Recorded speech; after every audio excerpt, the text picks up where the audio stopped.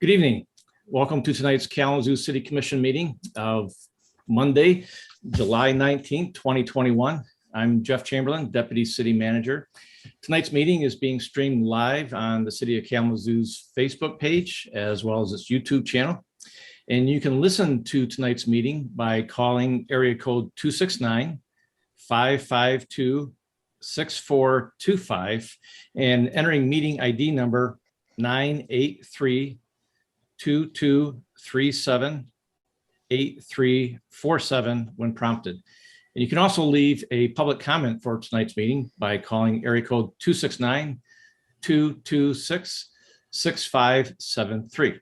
And with that, I'll turn it back over to Mayor David Anderson. Thank you, Deputy City Manager Chamberlain. I want to call this public Zoom meeting of the Kalamazoo City Commission to order for Monday, July 19th, 2021. It's a pleasure to be here with you on this, all of you who are listening in and all of us here on the screen on this pleasant Michigan evening. Clerk Borling, will you please call the roll? Commissioner Cunningham. Here in the great city of Kalamazoo. Commissioner Hess. Here in the city of Kalamazoo. Commissioner Knott. Commissioner Pradle. Present in the city of Kalamazoo. Commissioner Urban. Here in the city of Kalamazoo. Vice Mayor Griffin. Here in the city of Kalamazoo. Mayor Anderson. Here in the city of Kalamazoo. May I have a motion to excuse Commissioner Knott? So moved. Motion made by Commissioner Cunningham and support by Commissioner Hess. All in favor, please say aye. Aye. Aye. Raise your hand. Okay. Catch that, Scott? It was unanimous. Thank you so much. Commissioner Knott is excused. For our opening ceremony tonight, we are honored to have Mr. Pradeep Sagdio here for the invocation. Sir. Thank you, Mayor Anderson and the commissioners of the Kalamazoo City Commission. It is my great honor, pleasure, and privilege to be here to do the invocation at the beginning of this meeting today. You are probably seeing something unusual, perhaps for the first time in the background.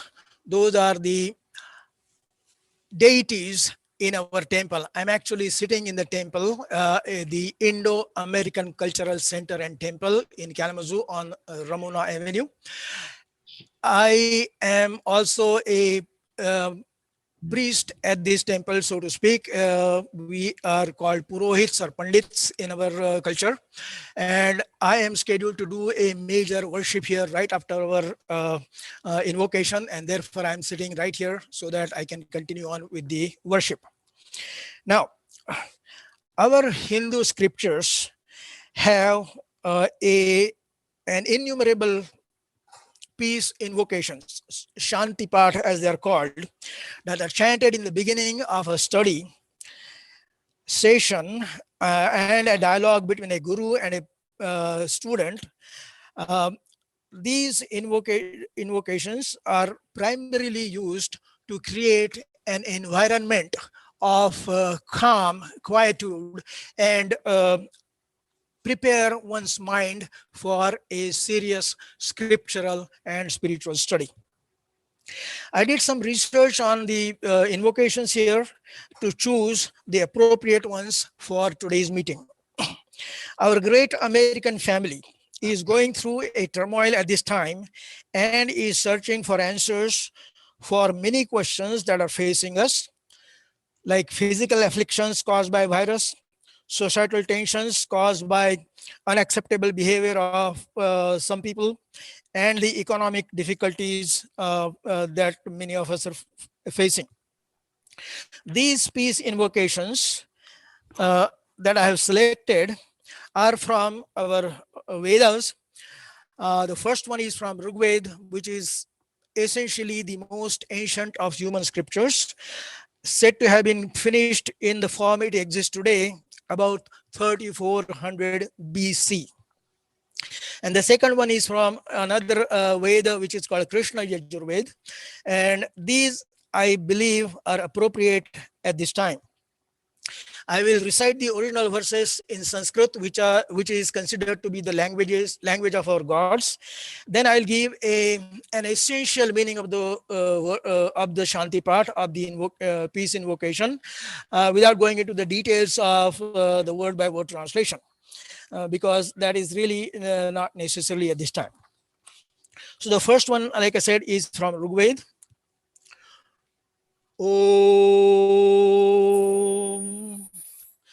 वांग में मनसि प्रतिष्ठिता मनो में वाचे प्रतिष्ठितम आविरावीर्म एधि वेदस्य माणे स्थः श्रुतं मे मा प्रहासी अनेनाधीते नाहोरात्रान् संदधामि ऋतं वदिष्यामि सत्यं वदिष्यामि तन्मामवतु तद्वक्तारमवतु अवतु मामवतु वक्तारमवतु वक्तारम् ओम शांति शांति शांति. May my speech begin in my mind. May the depths of my mind be reflected in my speech. O Brahman, the creator of the universe, may you make yourself apparent to me. O mind and speech, may you give me the strength to understand the truths in the Vedas. May you bless me so that the truths of the Vedas that I hear will never escape me or leave me. May I concentrate on my studies day and night. May I always meditate upon the truth. May I always speak about the truth. May the truth protect me. May the truth protect my teacher. May the truth protect me and my teacher. May the truth protect my teacher. What do we understand out of this in simple language? The invocation simply says, may I speak what I mean and may I mean what I speak. Therefore, transparency, honesty, integrity are of utmost importance in a relationship between a teacher and a student, and for that matter, in the administration and the general public. We must be fair and square with them and upfront about everything. For us Hindus, the Vedas are the ultimate repositories of the truth about human life, and therefore the Guru and the teacher pray together to understand and retain the truths of the Vedas. They also pray that the truth protect both of them. The second peace invocation is from Krishna Yajurveda. Yajurveda is another of the 4 Vedas. There are 2 branches of it. One is called Krishna, the other one is called Shukla. For lack of better words in the English language, the first one is dark, the second one is bright. Om Sahana Vabatu Sahano Bhunaktu Sahaviryam Karavavahai Tejasvinavadhitamastu Ma vidvishavahai. Om Shanti Shanti Shanti.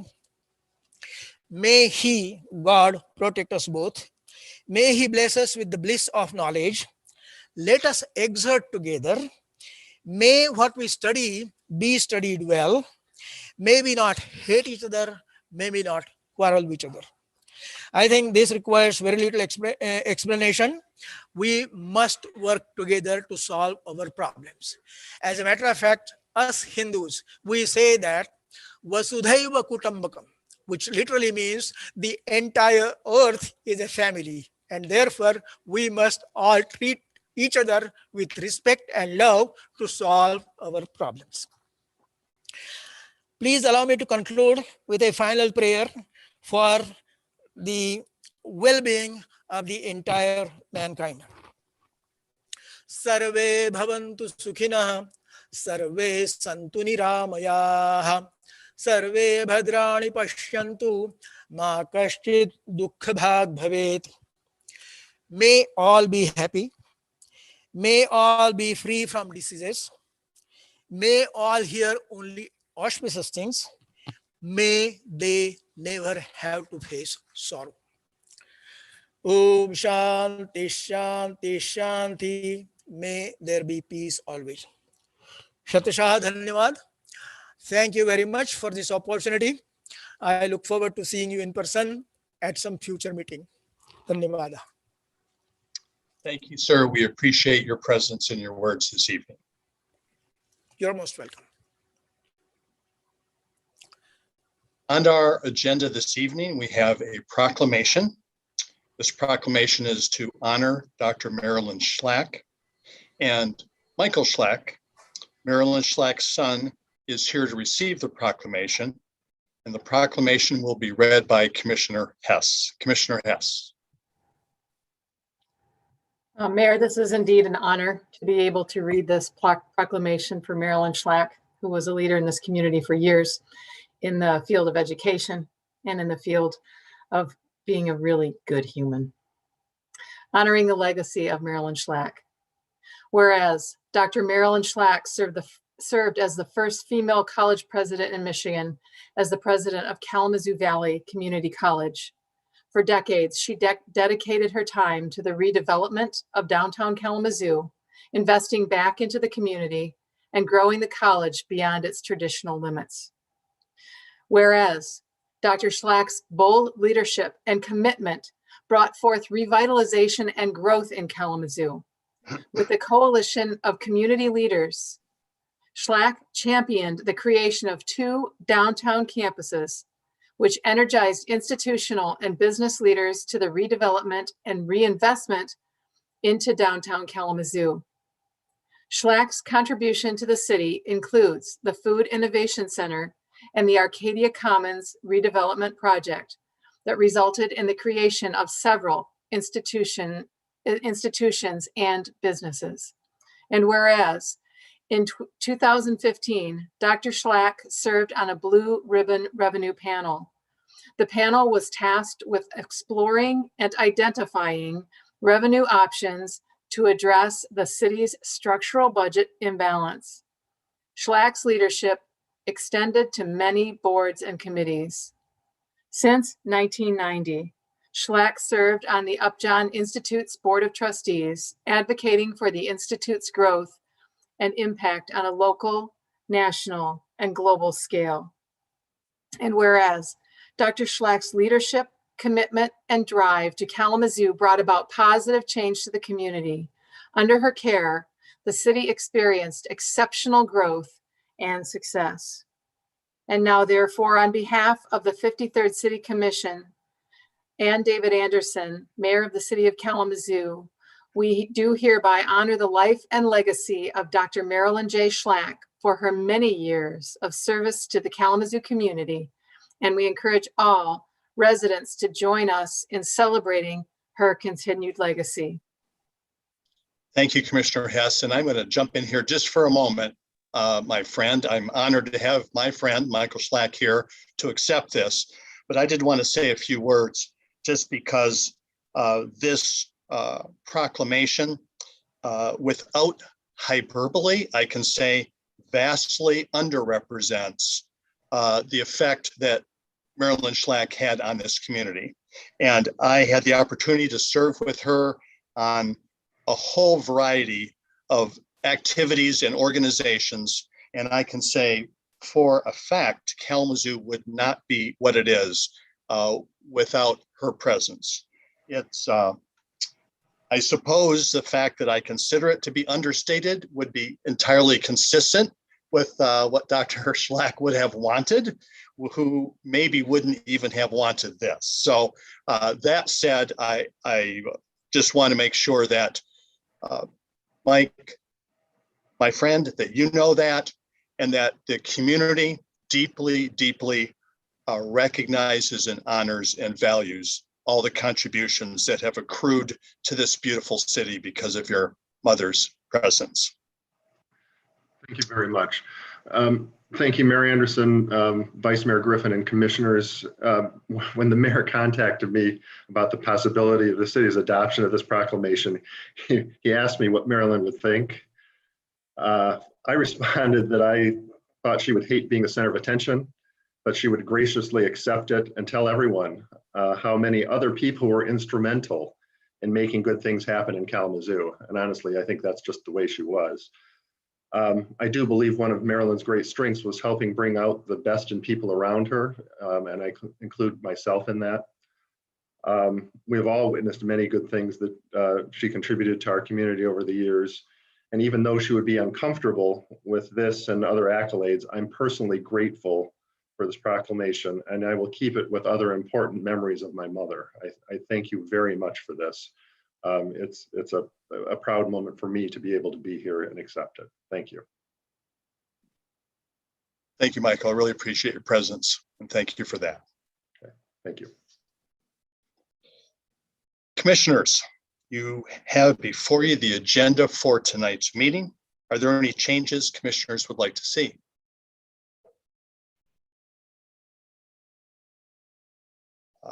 Seeing none. Communications, City Manager Ritzma. Nothing this evening, Your Honor. Thank you, Manager Ritzma. Next is our opportunity for general public comments. Deputy City Manager Chamberlain, do we have public comments? Mayor Anderson, this is Deputy City Manager Jeff Chamberlain. Yes, we do. We actually have over 20 that have come in tonight. And Okay. I also just want to explain too, we have one comment that came in right at the tail end of our last meeting's public comment period and did not get played. So we want to make sure that person has their opportunity. So we added them to tonight's queue also. So we will begin with those public comments, sir. Hi, my name is Jeff. I'm a lifelong resident and live within the city limits. I am calling with concerns about the North Kalamazoo Mall area. I currently live very close to that and have seen an escalation in drug use, vagrancy, much beyond the regular garden variety homeless issues down here. It's driving visitors and residents away. I think it's an unsafe situation that can be remedied in any number of ways. But in talking to the law enforcement officials in town, we have become aware that they're kind of restricted on what they can and can't do in terms of arresting people or utilizing unused jail space. So I would like these issues addressed, maybe do some things to make it less attractive for a lot of these folks to basically camp and live in this area of the mall and over across the street in the park at the Arcadia area as well. Thanks. Hello there. My name is Carla, and I'm a resident of downtown Kalamazoo. My husband and I purchased a condominium and pay pretty hefty city taxes to the city and to the state. So we are definitely ones that would love to be heard on an issue that we're experiencing. The downtown mall and the downtown area is a gorgeous place, and we've born and raised here. We're Kalamazoo kids. One of the things that we're noticing is that the Arcadia Creek Festival site, which has been left void because there's no more festivals really there, which we are very disappointed that the city can't figure out a way to have regular festivals there, has left an open agency for any vagrant or drug dealing, criminal activity, homelessness, people that basically camp out there. And it's just really getting extremely difficult to live right next to. Also, the north end of the mall, which doesn't have a whole lot of retail or restaurant business, just one pub, has become completely overtaken by drug users and homelessness and vagrants and loitering, and no one will do anything about it. The public safety has told us that their hands are tied because the policies of the city commission are such that they don't tell them to arrest these people or basically do anything to pay any consequences for violating city ordinances. City ordinance says you can't live in a park. City ordinances says you can't hang out and loiter. And I know that really more applies to Bronson Park, but our end of North Mall is also considered a park. We would like you to consider removing the outlets that plug in the lights for the trees because they constantly are just being unplugged for people without homes to just use to hang out and charge up their devices. we don't need those outlets there. We can have solar powered lights on the trees. We really don't want the outlets there. They're an attraction. We'd like them to go. Also, the park benches can't be used by any of the residences or people that like to come downtown because they're constantly lived in by people that don't have a home. So I'm one for getting those removed, at least for a while, to see if it takes care of the problem. And I would really love it if the elected official of Chief Fuller would please open up the prisons and the jail past 30% capacity so that we can actually have people arrested that do bad things around our city that are making us all feel unsafe. My name is Linda Lesniak, and I'm on the board of the Arcadia condos on the North Kalamazoo Mall. Two people have already spoken about the situation on the mall.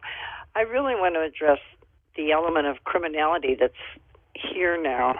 I watch drug deals daily. I watch people shoot up daily. I watch people drink so much that they have seizures and the ambulances have to come.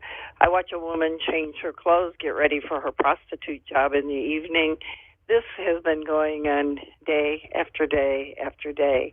And when we talk to our really hardworking police officers, they tell us that their hands have been tied because the jails are full. We watch them handcuff someone, then let them go. This has made life here not unpleasant, but unsafe. The people at the museum are worried about the kids coming back. The people at KBCC are worried about their students coming back. We don't even know where to walk our dogs anymore because there are people with weapons out on the grass, people shooting up out on the grass. We really hope that the city commissioners will address particularly the impact Sheriff Fuller's rules have had on the North Mall and on the festival site. Thank you very much. Bye-bye. My name is Christy Kaplan, and I live in Kalamazoo, and wondered about the option of doing city-supervised feeding stations in some safe location, having them cleaned, whatever is appropriate not to spread disease, even if that's daily, and then put in some kind of sterilization product, a granular or spray, something to affect the reproduction. In that way, in very short time, the population, seems to me, would dwindle, and perhaps we wouldn't have to shoot the deer. And so that's my question, if that has even been considered. Thank you very much. Bye. Hi, this is Deb Killarney. I live at 230 North Kalamazoo Mall. My phone number is 269-352-7501. I'm calling regarding the more or less chaos that's going on right now in the mall and the Arcadia Festival site. We have so many homeless people living here. You can see drug transactions going on, people shooting up. People in our building have recorded this on videotape. From my side, the Arcadia side, I see what I think is drug transactions going on all day and night, people screaming and hollering and fighting all night. Kids don't play at the playground anymore because there's just people there that are rowdy, drunk, hollering, fighting. It's becoming unbearable, and I'm feeling very, very unsafe in my, just going from my parking lot to the building door. People poop and pee in our vestibule. We have a camera that can prove all of this. I would really like something to be done. We did have a meeting with the police, and they felt that their hands were tied in some ways by pronouncements by the city commission. I would like the sheriff's department and the KPS to get together and try and figure out ways to solve this problem, and I'd like it to be handled. One suggestion would be to handle it as we've handled the homeless in Bronson Park, and also maybe have the police drive through the Arcadia Festival site a couple times a day just so people know that they're being watched. It's just becoming unbearable, 24 hours of people that don't have license plates on their cars. and they back in so that this can't be seen. And these are the kind of people that I feel, for the most part, are trying to hide their identities. I could go on, but hopefully other people are calling in today as well to let you know that this is an unsafe and unsavory situation that really affects our quality of life. Thanks. Hi, my name is Christy Kaplan, and I live in Kalamazoo. And I had a question about the resolution number 20-34 passed by the commission concerning the Winchell neighborhood. And the very first statement on this document says, whereas the comprehensive plan is a living document intended to be amended and updated with changing conditions. Right there, my question is this: if one does want to update the commission about changing conditions, how does one do that? How does one or group of people, whatever organization, implement or question some of the issues and changing conditions? Just wondered how to navigate the system. I don't know where to start. So that's my question as to if things changing conditions, how do we let you know about changing conditions? Thank you. Bye. Good evening. My name is Dorothy Appleyard, and I'm a resident of the city of Kalamazoo. I would like to formally request that the City Commission add a discussion of revising the election structure to adopt a ward system, replacing the current at-large system, to a meeting in the near future. The City Commission has experienced a lot of criticism based on poor communication. A ward system benefits both commissioners and residents by making commissioners more accessible and giving commissioners a more manageable way to communicate with residents. We are a diverse community, and the one-size-fits-all approach is not working. A ward system enables a larger, more diverse field of candidates for commission elections. The high cost of a citywide campaign and the difficulty for a new candidate to raise funds or gain name recognition eliminates many potential candidates and restricts the voter's choice. Yes, it will require changes, and most likely a charter amendment and perhaps other legalities. But the benefits of this change far outweigh the effort it will take to make the change. Encouraging a diverse commission would benefit the entire community. At-large elections tend to lead to top-down government that leaves many residents out of the decision-making process. If we want fair and inclusive governance that encourages and honors participation from all residents in the city, we need to make a change now. I hope you will consider this seriously. Thank you. Hi, my name is Rick Searing. I'm a resident of Kalamazoo, and my address is 230 North Kalamazoo Mall, Unit 303. I was just calling in because I wanted to address a couple things with council. First, we've noticed a significant number of vagrants occupying the north end of the Kalamazoo Mall in between Water Street and Eleanor, and also in and around the Arcadia Festival site. And there's definitely been an uptick in the spring and summer of 2021. We've also, as a resident, noticed an increasing amount of criminal behavior in this same area. I'm thinking that council should ask the city manager and full-time staff to provide a report on the number of homeless individuals that are occupying this end of the mall and the activities that are going on. And then empower the city manager to work with the Kalamazoo Public Safety Department and other related agencies to address any issues that they identify. I know Andrew Hahn has been real helpful in working with a group of us here at 230 North Kalamazoo Mall and the building to the south of us. And I think 222, which is the building just to the south of the creek.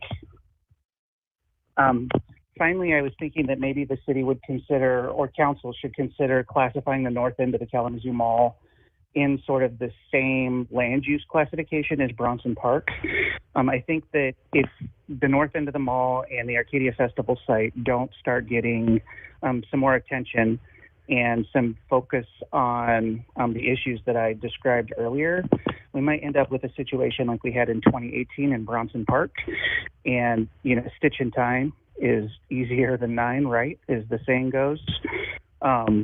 So again, just calling to kind of stress that we're starting to see some really disturbing issues with vagrancy, criminal activity, the north end of the Kalamazoo Mall between Water Street and Eleanor, and then in the Arcadia Creek Festival sites.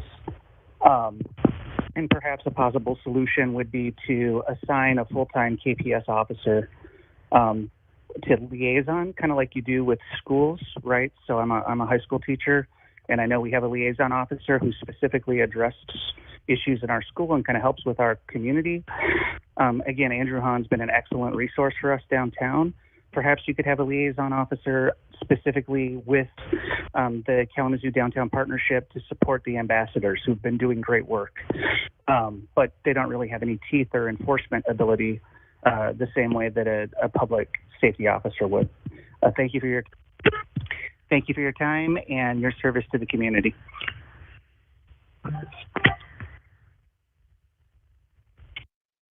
Oh, this is Lee Hutt, Hutt. I live in Kalamazoo County. I demand that the city of Kalamazoo stop using funds originating from Mark Zuckerberg of Facebook that are passed through a nonprofit to influence elections in Kalamazoo. Thank you. Goodbye. This includes the cost of printing ballots, buying ballot containers, and other election expenses. I demand that the City of Kalamazoo stop using funds originating from Mark Zuckerberg of Facebook that are passed through a nonprofit such as CTCL to influence elections in Kalamazoo. Thank you for your time. Good night.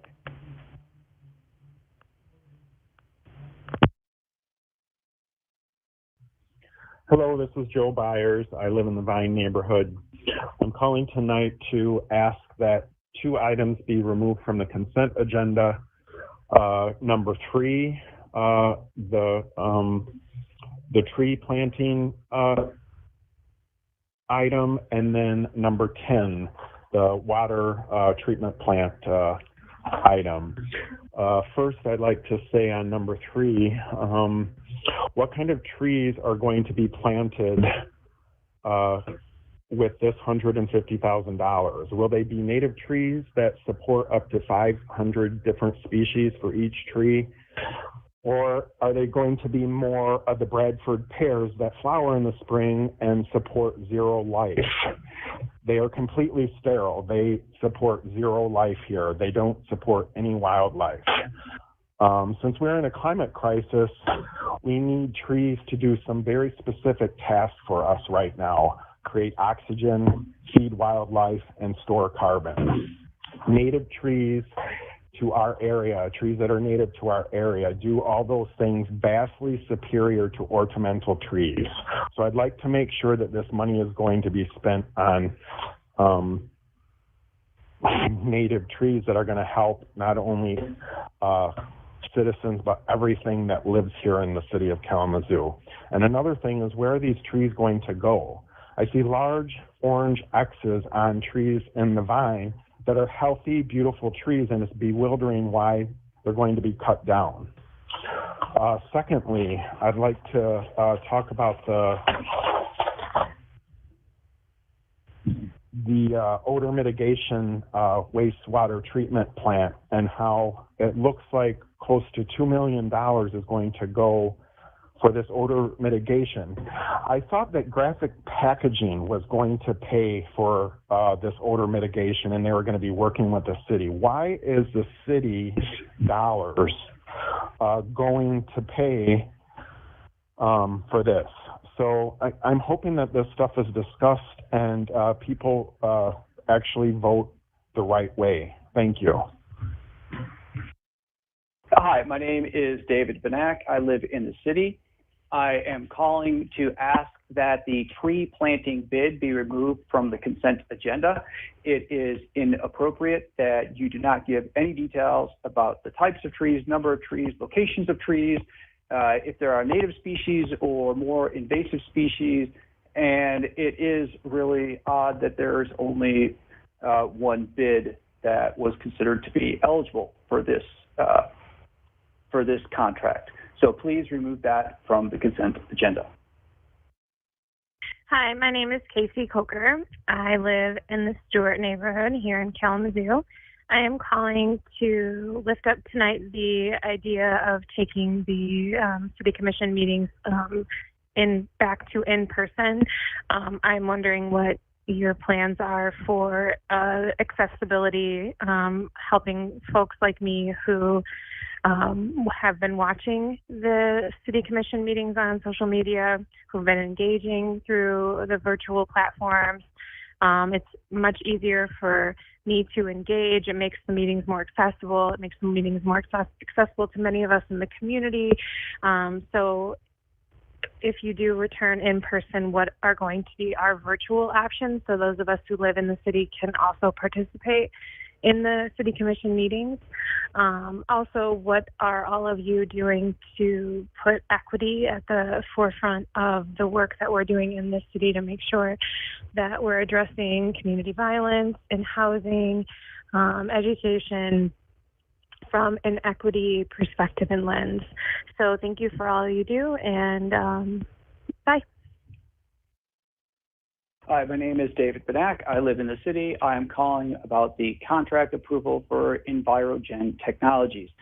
I am calling to express strong disapproval for the city to spend over $1.75 million for a treatment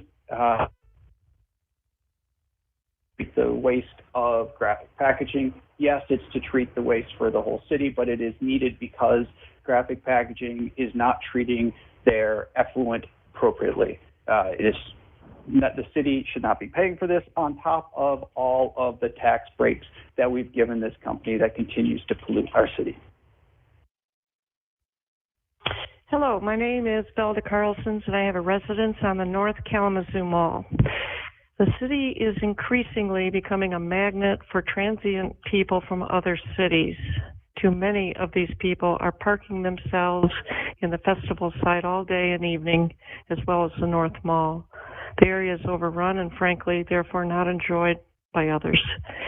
The worst of the problems are antisocial behaviors and criminality, ranging from urinating and defecating on our doorstep and around the building to dealing drugs and threatening residents. I believe the city needs to address this problem through the establishment and then clear posting of ordinances that address these issues, which needs to include loitering and unreasonable use of public areas. We should also address the presence and arrangement of physical objects that are currently used for the advantage of those who dominate them for illicit purposes, such as certain benches, festival site playgrounds, so forth. Most importantly, we need enforcement and police presence. Many of us feel unsafe here, and that should be the first priority of the city's government. I want to add that most of the people creating the most serious issues are likely not seeking organized shelter options because they don't want the rules that go with it. Drugs, alcohol, profiting from drugs are the drivers. Therefore, I believe our issues here should be addressed separately from the general issues of homelessness. Thank you. Hello, my name is David Harris. I'm in Kalamazoo County in the city of Portage. I'm calling to bring to your attention that there is a Center for Tech and Civic Life headquartered in Chicago and is a nonpartisan organization interested in enhancing voter participation. The Center for Tech and Civic Life selectively pays money to only those Michigan election jurisdictions with a history of casting ballots for Democratic candidates. They paid $5,903,000 to Michigan cities, specifically $218,869 going to the city of Kalamazoo. That was used to purchase 4 drop-box boxes that were placed in overwhelmingly liberal communities. These Zuckerberg boxes do not comply with Michigan law. Michigan law does not allow private individuals or interest groups, no matter their partisan affiliation, to fund the cost of conducting an election. Rather, the cost of conducting an election in Michigan is to be paid with public funds allocated to local election jurisdictions as provided by Michigan law. This includes cost of printing ballots, buying ballots, containers, and other election expenses. I demand that the city of Kalamazoo stop using funds originating from outside sources like Mark Zuckerberg of Facebook that are passed through the nonprofit such as the Center for Tech and Civic Life to influence elections in Kalamazoo. Thank you. Good evening. My name is Brian Kincaid, and I live just south of Kilgore in northern Portage. The city of Kalamazoo should stop using funds originating from Facebook's Mark Zuckerberg that are used to influence elections in Kalamazoo. Private money should not be used to fund elections. Public elections should be paid for with public funds. Thank you very much for listening to me. Thank you. Bye. My name is Joanne Weber, and I am a resident. I demand that the city of Kalamazoo stop using funds originating from Mark Zuckerberg of Facebook that are passed through a non-profit to influence elections in Kalamazoo. Thank you. I want the city of this is Clarence Weber. I live in the city of Kalamazoo.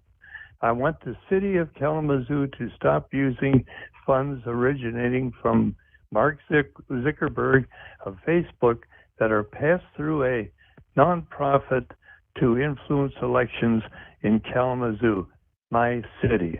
Thank you. There you go. And greetings. My name is Gary Mitchell, and I live in this township of Kalamazoo.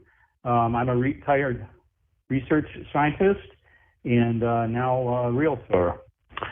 Recently, I found out that the city of Kalamazoo received in 2020, for the election in 2020, $218,869 from Mark Zuckerberg.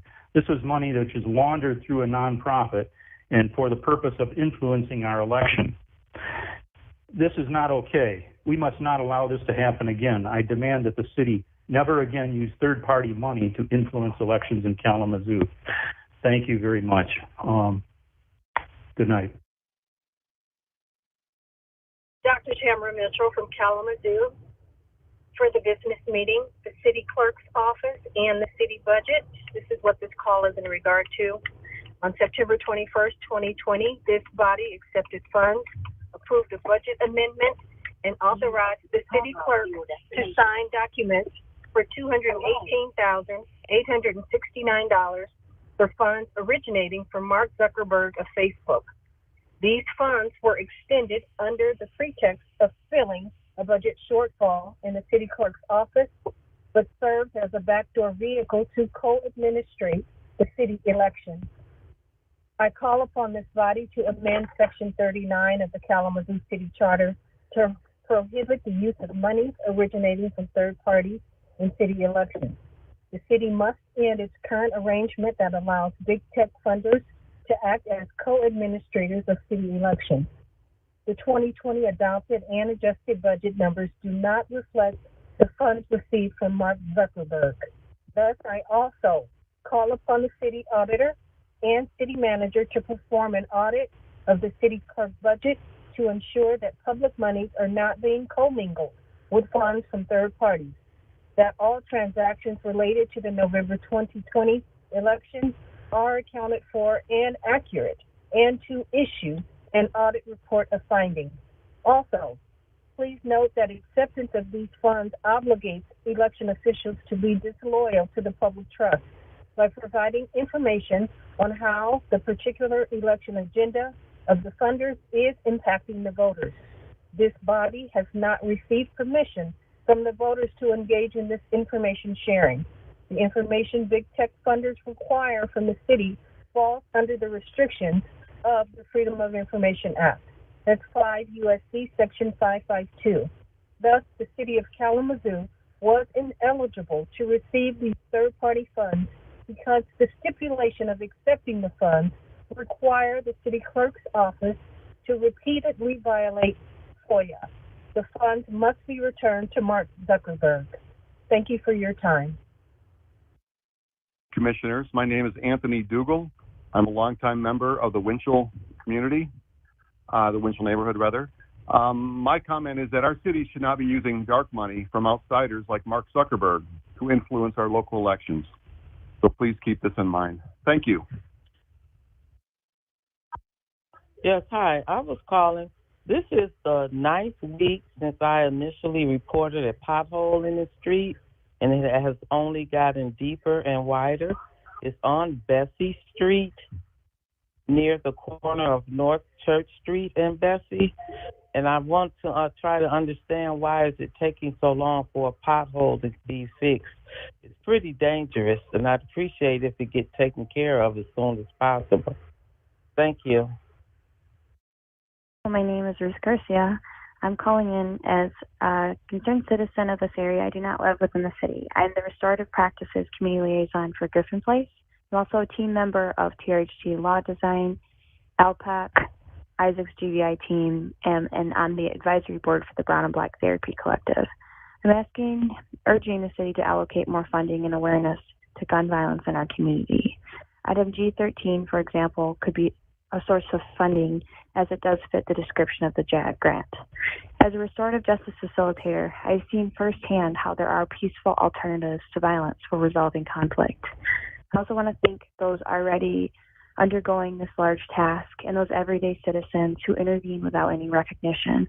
I'm also thankful for our local government who put in many long hours to move our city along in a positive direction. I do want to address something that's been bothering me for some time though. Trust is a really important part of resolving anything. Acknowledgement is a very big piece of that as well. One area where I feel like the city could do better in is, for example, when Chief Thomas was fired.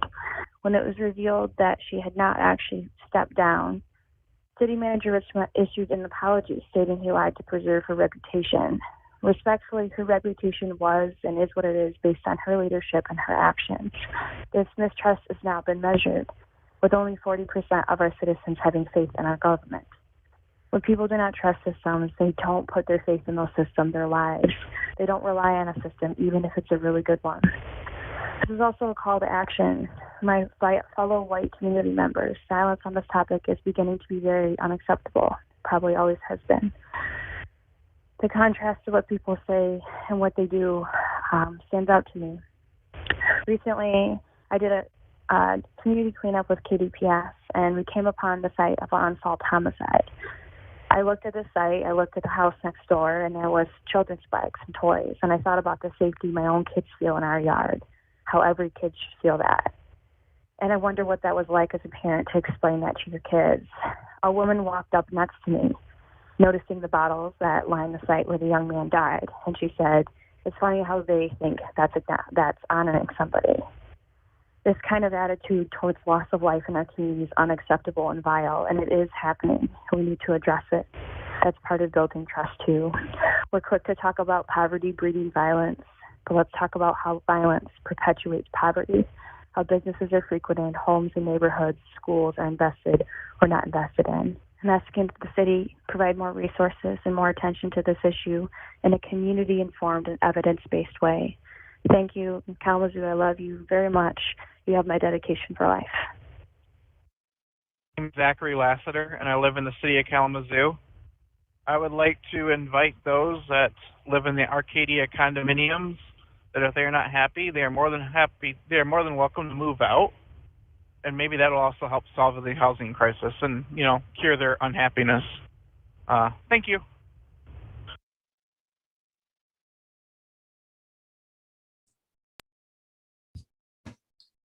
Mr. Mayor, that was the last public comment we've received tonight. Okay, thank you very much, Deputy City Manager Chamberlain. And I want to thank everybody who took the time and made the effort to call in and leave us comments this evening. We all appreciate that very much. Next is our consent agenda. City Manager Ritzma. Tonight, we have 15 items on the agenda. Item number 3 and 10 have been requested to be removed, so I will read the rest as part of the consent agenda. First is the approval of a one-year contract extension with Water Solutions Unlimited for the purchase of sodium hexametaphosphate in the amount of $139,920. Next is the approval of a contract with Michigan Critical Power for a standby generator for the city's Stockbridge facility in the amount of $141,829.92. Next is the approval of a professional service agreement with Peerless Midwest Incorporated for the completion of well 8-5A in the amount of $156,307.25. Next is the approval of the purchase of a new John Deere loader from AIS Construction Equipment in the amount of $182,587. Next is the approval of a 2-year contract extension with Trace Analytical Laboratories for analytical testing services for an amount not to exceed $353,050. Next, the approval of a 1-year contract extension with Olameter for water meter reading services in the amount of $391,314.72. Next, the approval of a 2-year contract extension with Blue Cleaning for custodial services in the amount of $480,791.70. Next is the approval of a contract supplemental and change order to the electrical supplies contract with Kendall Electric Incorporated for the procurement of Kalamazoo Water Reclamation Plant's medium voltage unit substation 1 and load center 1 and 1A in the amount of $1,506,927. Next is the adoption of a resolution approving the 6th Amendment to the Urban Cooperation Act agreement, creating the Public Media Network to delete the City of Portage as a member public agency and add the City of Galesburg as a member public agency. Next is the approval of a memorandum of understanding with Charleston Township for wastewater services. Next is the acceptance of a 2020 Justice Assistant Grant Award from the U.S. Department of Justice in the amount of $87,499. Next is the approval of the acceptance of a grant in the amount of $395,600 from the Michigan Department of Environment, Great Lakes and Energy for a rate impact and affordability study of the City of Kalamazoo's water system. And finally, the approval of the following appointments to boards and commissions. First, the appointment of Carrie Worthy to the Building Board of Appeals for a term expiring on March 31, 2024, and the appointment of Nicole Oliwan to the Environmental Concerns Commission or Committee for a term expiring on January 1, 2024. Thank you very much, City Manager Ritzma. Commissioners, the requested action is to approve items 1 and 2, 4 through 9, and 11 through 15 on behalf of the city, and authorize the city manager to sign all documents. Is there a motion? Motion made by Commissioner Urban. Supported by Commissioner Hess. Thank you. Clerk Borling, will you please call the roll? Commissioner Hess. Yes. Commissioner Pradel. Yes. Commissioner Urban. Yes. Vice Mayor Griffin. Yes. Mayor Anderson. Yes. Commissioner Cunningham. Yes. Thank you, Commissioners. The items on the consent agenda are approved. Next is our regular agenda, item H1. We now have 2 additional items. Manager Ritzma.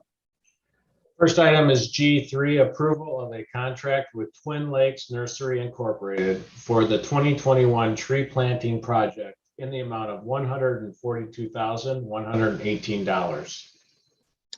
Thank you, Manager Ritzma. I see that Director Baker is here. So, Director Baker, are you prepared to possibly answer some of the public questions related to this item? Yes, sir, Your Honor. The city commissions or city manager would like to call me for anything related. I don't have a staff report prepared for this item, but I can give a summary of kind of what we plan to do with this contract as proposed. That would be great, Director Baker. Certainly. Thank you, City Manager. I'll go ahead and kind of explain what the intent here is. Thanks to some assistance from the Foundation for Excellence and partnership with a lot of our neighborhood organizations, we've really identified through Imagine Kalamazoo the need to increase our tree canopy in the city. And we've gone a number of years where we were challenged to replant or reestablish, either the same amount of trees that were removed or to actually plant new trees to increase tree canopy. So this program is a continuation of previous year's programs where we plan to embark upon and plant 300 new trees in areas that have what we would define as low canopy coverage. So areas where we don't have complete canopy within the city. If you look at Chapter 42, that is our tree ordinance in the City of Kalamazoo Code of Ordinances. Chapter 42 has specific regulations in regards to trees, under what circumstances trees can be cut down and under what kind of trees can be planted back. We have specific prohibitions on tree species that are not allowed to be planted within the right of way, whether that's by the city or by a resident at request. And so if you look into Chapter 42, those are all outlined. And there's many of them. I'm not going to go into the detail under which ones are allowed, which ones aren't. Moving into the specifications of this bid package that was put together, really when we're looking at managing an urban forest here in the city, we're looking to fit a tree, something that's going to be here for decades and hopefully a century to come. And we really have to look at right-of-way width or curb lawn width. What is the environment for which that tree can grow and be around for years to come? And so we understand that we can't plant, say, a new bur oak, which a bur oak, those of us that are very familiar with them, are a very large tree. And it's a tree that's got a lot of roots and history in Kalamazoo. We can't plant one of those in a 3-foot wide curb lawn because it's going to grow out of that space and it's going to start to impact and be impacted by infrastructure. So we want to make sure that we're matching the tree species to the environment that we're putting it into. So understanding all this, we break down the tree plantings into 3 basic criteria, which are small trees, medium trees, and large trees. And then we've got specific species identified in each one of those classifications. So for the small tree identifications, we've got 14 species identified. On medium, we have 10 species identified. And large, we have 11 species identified. Now with the large trees, those are going to go in your larger curb lawns where we've got the area for them to grow. And of course, your smaller trees are going to go in those smaller areas. A full list of all those species that I discussed are in the bid package or in bid opportunities. So that's on the City of Kalamazoo's website. If you go to bid opportunities, you'll see new tree plantings for 2021 as a contract, and you can see the specifications in there. And I can take questions from here, Your Honor. All right. Thank you, Director Baker. Questions from commissioners? Commissioner Hess? Director Baker, are all of these trees for the right of way? Correct. Okay. Thank you. Other questions? Thank you, Director Baker. Manager Ritzman, anything else? No, Your Honor. Vice Mayor Griffin. I'm sorry, I did have one quick question, and I apologize, Director Baker, if you did say this. I was having a slight technical difficulty, but are the trees native? Just to be specific with that question that was asked, I think I heard you say there were several different trees, but is that one component that was factored in to the decision of the trees on alongside the size and whether or not they will fit? Correct. Thank you for the question. There are some of all those species that I identified. Majority of those are Michigan native trees. There are some cultivars that are specific advantages for right-of-ways. And I myself am not an arborist, so I'll have to defer to our city forester on getting into the specifics of a native tree versus a tree that has been designed to work in a right of way. And again, in an urban forest, there's a lot of challenges that we don't have in, say, an old growth forest or something like that. These trees are growing in areas that comparatively have a lot of stress on them, and there's certain advantages that cultivars over the years will develop to make trees more hardy for urban areas. Did that answer your question, Vice Mayor? Yes, thank you. Thank you. Other questions for staff?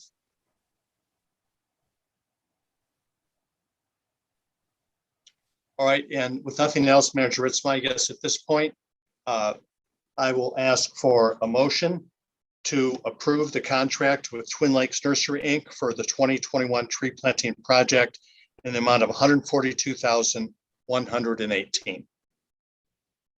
Motion made by Commissioner Urban. And for support here, supported by Commissioner Cunningham.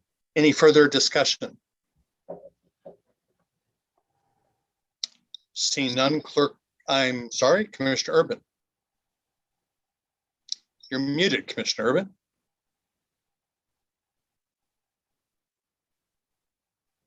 I'd just like to say that for people who are concerned about the quality of the trees and so forth, I welcome their concern, but we have to remember that without this money, there would be no trees planted. There would be that many fewer trees planted anyway, and even a tree that's not ideal is better than no tree.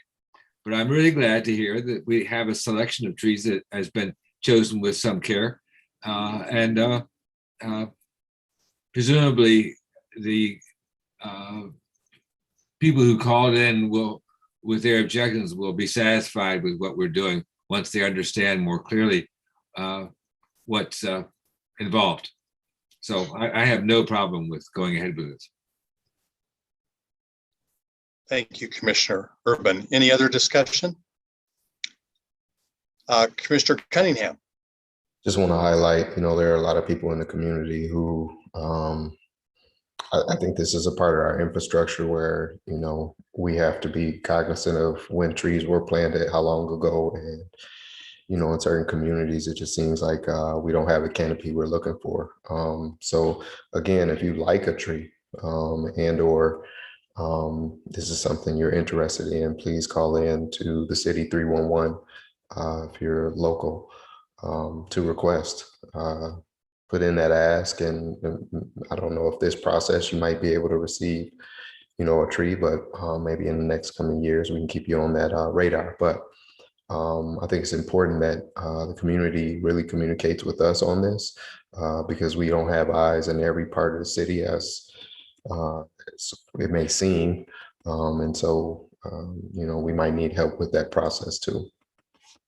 Very good. Thank you, Commissioner Cunningham. Seeing no other discussion, Clerk Borling, will you please call the roll? Commissioner Pradel, Yes. Commissioner Urban, Yes. Vice Mayor Griffin, Yes.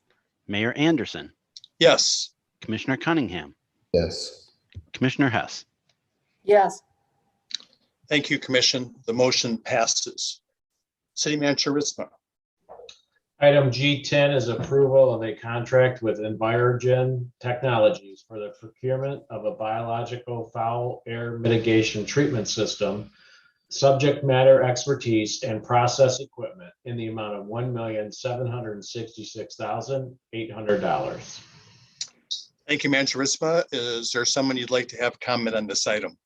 Yeah, this also will be covered in part at the manager's report on an update on the odor control. But Director Baker, one of the concerns I've heard with the public comments was that this is something that graphic packaging should be paying for and not the city. Would you please respond to those comments, please? Yes, sir. Thank you, City Manager. That's a great question. I think that's something that's been brought up in the community quite a bit as we continue to do this work.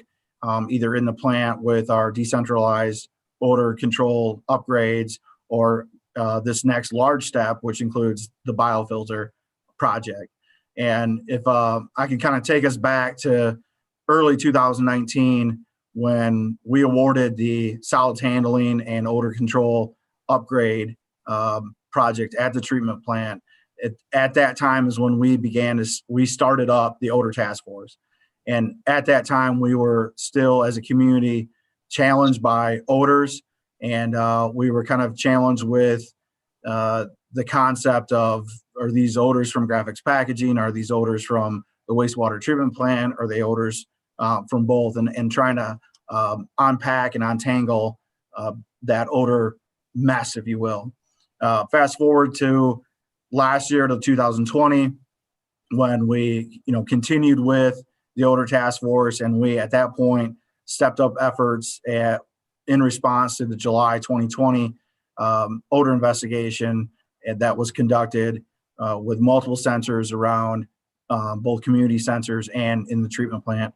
Also reaching out on to the information received from our EnviroGen sensors our EnviroSuite sensors that are community odor sensors, and continue to work through the odor task force and continued studies as we're working and moving down this road of solving the odor issues in Kalamazoo. And we really had some breakthrough moments back in 2020 and in 2019 as we worked to kind of solve this process. And what we learned through a lot of that work was that at the treatment plant here, the wastewater treatment plant, we've got a series of underground sewers. These are almost like tunnels. These are large, 5 foot, 6 foot, some even larger, 78-inch diameter, 6.5 foot diameter pipes that are underground, 20 feet underground, that are all coming to the wastewater treatment plant. Those pipes all come through, and one of their last stops is a chamber on graphics packaging property. The next stop is a chamber on city property.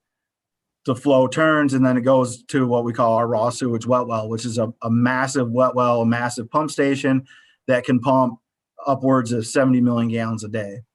And depending on what that wet well level is, and depending on what the water surface elevation in those sewers are, really changes up what we call the headspace or air in those sewers. And so what can happen throughout the day, and what can happen in response to different flows, different temperatures, different barometric pressures, is that we can create a chimney effect, and that we can have odor or foul air from our municipal pump station. That's the pump station here in the treatment plant. We're pumping all the flow that gets to us. That can chimney effect through those underground tunnels, and it can come up in either the chamber in city property, or it can come up in the chamber on graphics property. And so our solution for this, as we work through all those studies and we work through our problem solving to try to manage this problem, which would inform our design, we really came up with the concept of putting a vacuum on all the interceptor sewers that are kind of between the treatment plant here and the river. There's siphons at the river that essentially are like a trap in your drain, so that the chimney effect can't go beyond the river. And so if we can put a vacuum on the whole interceptor network, including the wet wells and chambers, we can draw all the foul air, off gas, or odors from down deep in the sewer systems. We can pull that all up under vacuum, and then we can push that into a treatment unit. And then the selection of the biofilter came after that. And so as we kind of untangle the knot of, is it a graphics odor? Is it a city odor? Is it a city odor on graphics property? Is it a graphic odor on city property? And we work through this in the collaborative approach with the odor task force. We also have things that we're doing with just city, the decentralized odor treatment systems, the 4 carbon scrubber units. Those are items that are happening just in the treatment plant. Graphics packaging is working on items that are just focused on graphics packaging. But this biofilter really is getting after that entire sewer network and getting all those odors to get pulled from that sewer network and then treated on sewer property. So getting back to this project was identified and approved with the 2021 budget presented back in earlier this year. The budget for the biofilter is about a $4 million project. This is just a component of that. This is, I believe, something in the neighborhood of $1.7 million. That's just for the equipment, the fans, the blowers, the technology, the biofilter itself. There'll be another contract coming forward, which is going to be for the site work, the excavation, the foundations, the tankage, the footings, all the structural work that's going to go to support that. So, it's a lot of work in a lot of different areas. And this is one of those projects that's pulling everything together. And similar in nature almost to that interceptor sewer network, where it's a city interceptor, city owns it, but we've got everybody on it, including industry, township customers are on that interceptor as well. So it's sort of what we refer to as a common to all asset, to where it's kind of used by everyone and the investment thereof benefits everyone. Further to that point, when we look at infrastructure investment within the wastewater treatment plant, we have to follow EPA criteria for load allocation and for cost allocation. So when we look at the treatment plant, we look at the hydraulic load and essentially throughout the year, who's using what amount of flow is going to industrial users, what amount of flow is going to city users, what amount of flow is going to township users. We also look at, separate from hydraulics, we also look at load. How much BOD, suspended solids, compatible pollutants are being utilized by the industries. We then look at our revenue requirements, and there's a breakdown for those industrial customers. So our big industrial customers who are using a majority of the capacity of the plant, they pay more than residential customers. And that's an EPA criteria, EPA requirement, and that's reflected in our wastewater financial reports that we publish every year with our rate reports as well. So there are big industrial users that utilize a lot of the plant. Those big industrial users are also charged a big component of the revenue requirement. Thank you, Director Baker. Very helpful. I just wanted to clarify that. Is this a cost to the city's general fund? No, sir. This is a cost. This is a revenue requirement on the capital side of the house for wastewater. So this is essentially looked at as a common to all asset. This will be handled with bonds, and that's handled under the wastewater utility. This is an enterprise fund, and it's paid for via ratepayers. And I talked a little bit about, what are the different classifications of ratepayers, a city ratepayer, a township ratepayer, and an industrial ratepayer. And so this cost will be borne through capital and, through our bonds and revenue requirements for those bonds by those different classifications of rate users. Appreciate that very much. Thank you for your detailed explanation, Director Baker. Manager Ritzma, anything else? No, Your Honor. Are there questions on this item from commission for staff?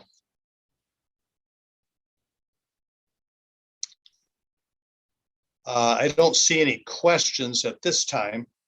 So may I ask for a motion to approve the approval of a contract with Envirogen Technologies for the procurement of biological foul air mitigation treatment system subject matter expertise and process equipment in the amount of $1,766,800. Is there a motion?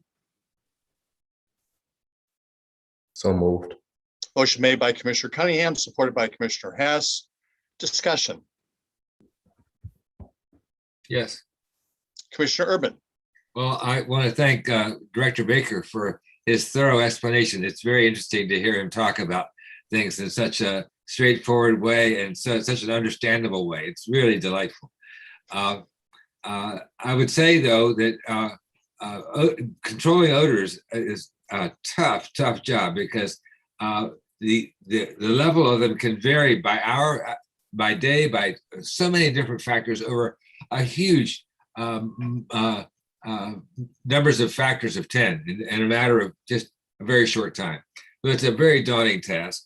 And since we're depending on biological means for odor mitigation, which can't respond instantly to things, I'm hoping that there's some kind of consideration given to the maintenance program that's going to be needed and the monitoring program that's going to be needed to keep the biological portion of this whole operation in top shape. I mean, keeping the organisms that are doing the work, they have to be fed and watered, and they have to be kept free of disease or whatever else. It's not easy. So I'm not used to biological solutions to chemical problems. So I maybe have a little skepticism, but things have improved a lot in this direction since I first became a chemical engineer. And so with that concern expressed about maintaining the biological aspect of the living aspect of this proposed solution, I'm excited to vote yes on it. Thank you, Commissioner Urban, spoken as a true chemist. Is there any response related to that, Manager Rismer, Director Baker, that might be helpful related to concerns or? Certainly, I can provide comment to the commissioner. As we embark upon this work, we're taking all those components very seriously. And we didn't have an opportunity tonight, but in future opportunities, we can kind of go through and explain the process and some of those controls and protections that will be in place to ensure that the biomass is protected and that make sure that we're monitoring that. There's also going to be a carbon polishing unit using carbon absorption on this process as well. So understanding that there may be spikes and there may be periods of time where the biomass needs to assimilate to various changes, there's protection in place with a carbon polishing unit utilizing carbon absorption. And we're looking at a wide array of treatment efficiencies and treatment parameters, and really focusing on ensuring that this biomass is protected. And I will also say we do have some experience with biology. The meat and potatoes of this plant is a biological treatment method. We run a advanced biological treatment plant with a carbon addition to it. So it's one of the only it's the only municipal powdered activated carbon plants in the state of Michigan, and we are the only treatment plant in the United States of America with treatment advanced to the point where we've got a pharmaceutical exemption. So we actually operate here with a pharmaceutical exemption from the EPA, and that gives us the ability to have what we would all know is a well-known pharmaceutical manufacturer here, in our backyard. And that's made possible by a lot of great work and a lot of great engineering that's gone into this treatment plant throughout the 60s, throughout the 70s, throughout the 80s, and on into today, of which I'm honored to be a part of. And we take that very seriously. And we've got a lot of great staff, technical folks, biologists, chemists, engineers that spend a lot of their heart and mind is dedicated to this place to ensure that we're treating everything to the best of our abilities, and we're looking out for public health and safety of the environment. Thank you, Director Baker. Commissioner Cunningham. On subject, off subject, that EPA exemption, do we utilize that in any economic development packages? And this might be for a different department, but just a random thought that came to mind. And then, just to reiterate, I'm thankful that we are really moving the needle forward on fixing an issue that has been detrimental to our community. As we've seen a lot of phone calls that came in, we're talking about quality of life, an issue that's been plaguing our community for, at least during my time here in the city. And I've been here a lifelong resident. So I just wanted to highlight that, this has been a long time coming.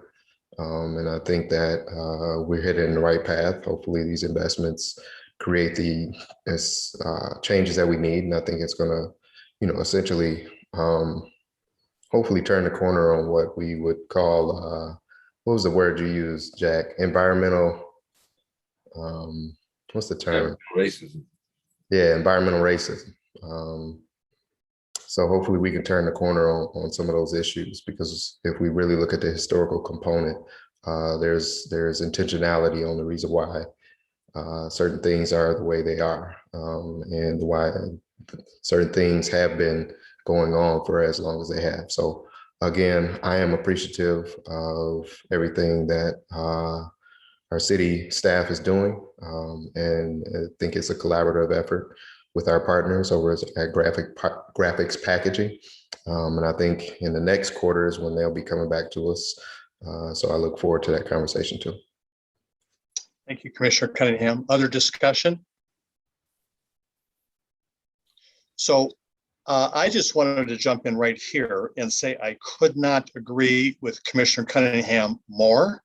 This has been a problem for generations in Kalamazoo. People have lived with this basically since this town was built by paper, and there's paper mills from one end of this town to the other, and the odors that are associated with the production of paper. And in addition, what we've had to manage, which has been not clear in terms of what part do we play at our wastewater treatment plant, now that we have really one paper manufacturing facility left in Kalamazoo.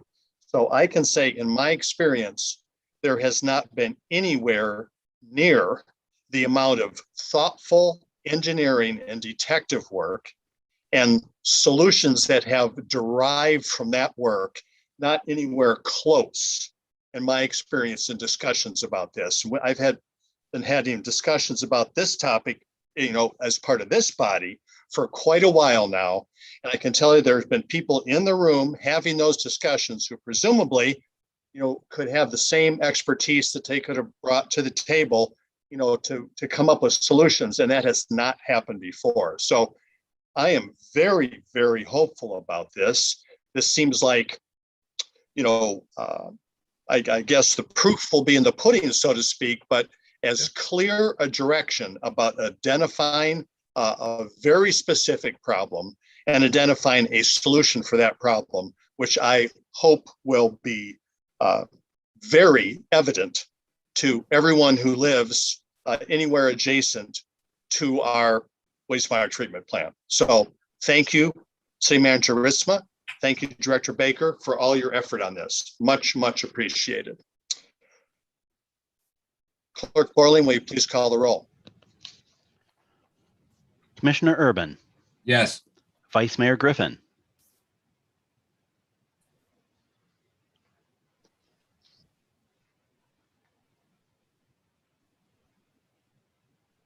We didn't hear you, Vice Mayor. Oh, sorry. Yes. Sorry. Mayor Anderson. Yes. Commissioner Cunningham. Yes. Commissioner Hess. Yes. Commissioner Pradel. Yes. Thank you, Commissioners. Thank you, Commissioners. The motion passes. City Manager Ritzma.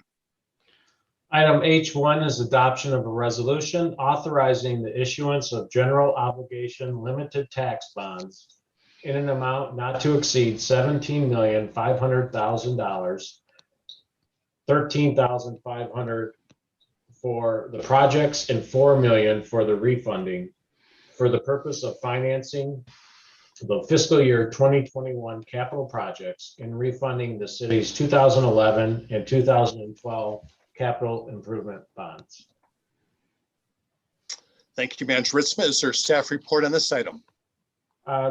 Director Vicenci is available for any questions. As the description says, these are projects that have been approved in the budget, through the budget process. And we're looking forward to getting those projects started, and then 4 million to refund bonds, which in essence, we replace them with cheaper bonds at a lower interest rate. So that's a benefit for all of us of paying less interest. So we're available for questions. All right, thank you, Manager. Any questions from Commission? Commissioner Pradel. Hey, Steve, I just had a question for you. Or if you could just explain to the public a little bit. So it's a 17.5 or up to 17.5 million. There's a breakdown where 13.5 is designated towards projects, and then 4 million is for refunding purposes, where one is to refinance the fiscal year 2020 capital projects, and then the other part is refunding the city's 2011 capital improvements bonds. So can you talk a little bit about that and that breakdown in allocation? Sure. So the 13.5 million funds the plans that are in our 2021 capital plan, plus a little extra that covers the issuance costs of the bonds. So that's, and then the remaining 4 million is the amount expected to be needed to cover the other two bonds that we'd be refunding. So legally, we have to get approval to kind of rebond like this. And so you have to state it as if it's a new bond, because ultimately it is. You're just using this money instead of for a capital project, using it to pay off those old bonds. And each one, saves us about 6% per year on the remaining debt service payments on each one of those bonds. So is that kind of what you're looking for? Yeah, thank you. Yeah, I appreciate that. Other questions for staff on this item? See none. May I have a motion to adopt the resolution? Mr. Mayor. Motion. Yes, I'm sorry, Commissioner Pradel. Would it be possible to just have discussion before we vote? Before the motion? Yeah, I just want to make sure we don't forget that. We could have the motion and then discussion. Is that okay? Or do you want to? Usually that's how that rolls. No, I know. I was just worried that we would forget discussion. That's all. Okay, no. All right. Don't forget. All right. Is there a motion to support the adoption of the resolution item? What was H1? Now H3, I guess. Is there such a motion? I'll move that. Motion made by Commissioner Hess, supported by Commissioner Urban. Discussion, Commissioner Pradel. Yeah, thanks, Mr. Mayor. I think just a line that really sticks out if you read it in the packet that is pretty exceptional, and I applaud Steve and your team and Jim for making this happen. So the refunding of the 2011-2012 capital improvements bonds are expected to yield an approximate value savings of $285,420 net of issues fees over the life of the bonds. And so that's being, in my view, a great steward of taxpayer dollars, and making sure that we're taking advantage of every opportunity to leverage funds creatively. So thank you guys for continuing to do that work. Other discussion? Seeing none, Clerk Borling, would you please call the roll? Vice Mayor Griffin. Yes. Mayor Anderson. Yes. Commissioner Cunningham. Yes. Commissioner Hess. Yes. Commissioner Pradel. Yes. Commissioner Urban. Yes. Thank you, commissioners. The motion passes. Next is item now H4, City Manager Ritzma. Item H2 is adoption of an ordinance amending the Kalamazoo City Code to clarify the operation of off-road vehicles and all-terrain vehicles on public streets. Thank you, Manager Ritzma. Is there a staff report on this item? No. So there's no staff report. At this point, do commissioners have any questions for staff on this item? Commissioner Pradel. Sure, this is a question for City Attorney Robinson. I just wanted to make sure to clarify this point for the public. So the way that it's written, it says identifies streets. But my understanding is that streets is used broadly as any public ways, if you will. So that would include things like sidewalks and other surfaces that cyclists or pedestrians or motorists would potentially be on. Is that correct?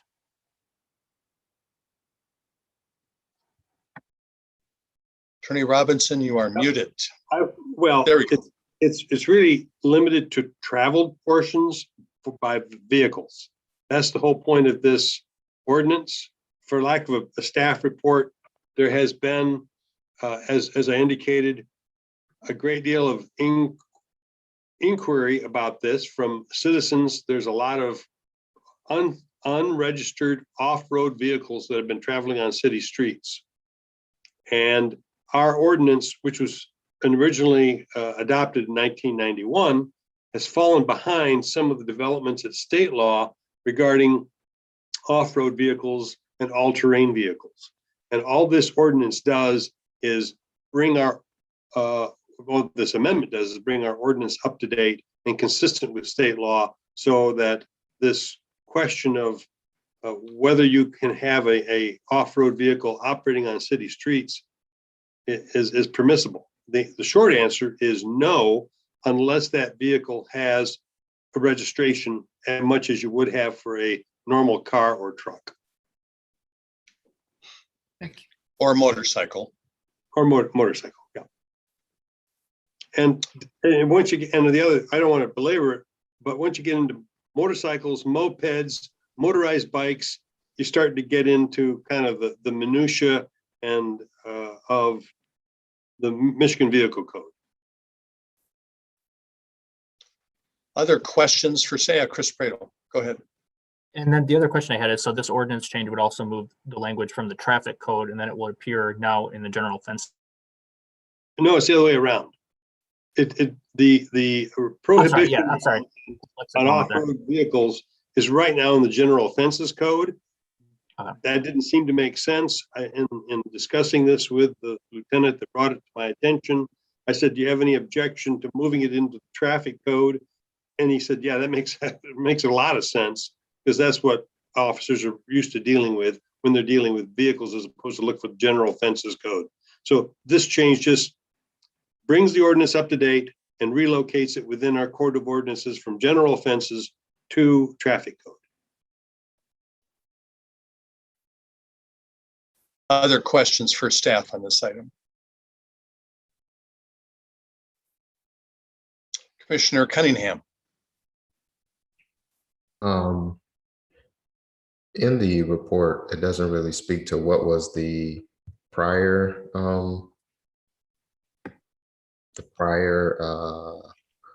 ordinance. Just kind of speaks to what was changed. Can you provide more insight to that? I'd have to look up the former ordinance, but basically it was a little confusing. It was not worded clearly as to where an individual could operate a off-road vehicle. And because of the way the language appeared, it made it appear as though you could operate it on a public street. And I really didn't, it was called to my attention by actually a gentleman who called my office and said, can you give me some clarity on this? And I agreed with the gentleman. I said, yes, it's not as clear as it should be. And then subsequent to that, I had a email from a public safety lieutenant who said his officers were having some trouble in terms of deciphering what the ordinance meant and attempting to apply it. And based upon that, it says, this is time for this to be brought up to date sooner rather than later, if that is a pressing issue for our public safety officers, and for clarification to the general public as to where off-road vehicles may operate or not on city streets. And they may, but only in the limited circumstances of crossing a public street from one off-road area to another. But again, they are, and to that end, the ordinance that you have before you, the ordinance amendment, is crafted so as to mirror state law. Commissioner Cunningham. Another point of clarity, Attorney Robinson, this will remain this is a civil infraction and not a misdemeanor, correct? That is correct. For which I just want to highlight, I'm appreciative of that in itself. As we have noted, this journey of looking at all of our ordinances and determining where we can switch misdemeanors down to a lesser offense, which is what we typically see as a simple infraction. So thank you for that. Thank you, Commissioner Cunningham. Other questions for staff at this time? Seeing none, may I have a motion to adopt the ordinance amending the Kalamazoo City Code to clarify the operation of off-road vehicles and all-terrain vehicles on public streets.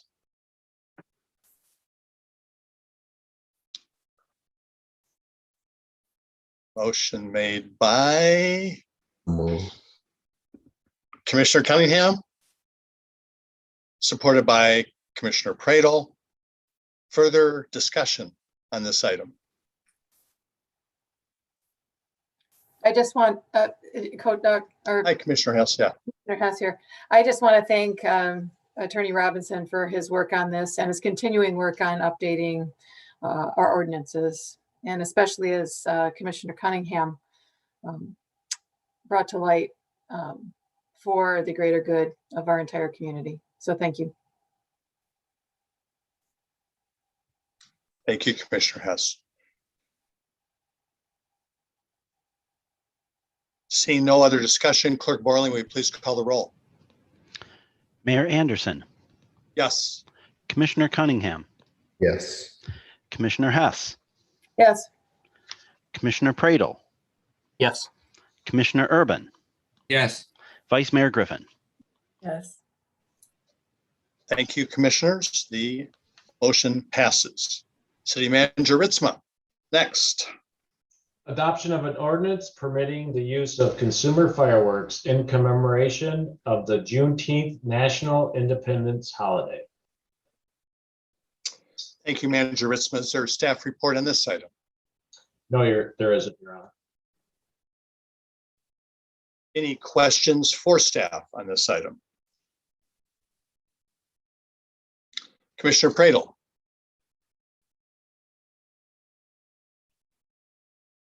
You are momentarily frozen, Commissioner Pradel. I see your hand up. There you go.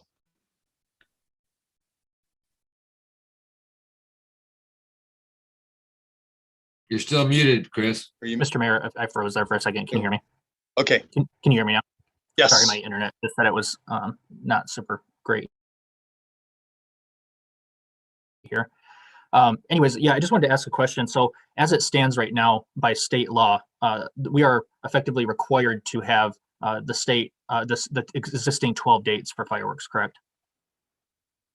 Clyde Robinson, City Attorney, that is correct.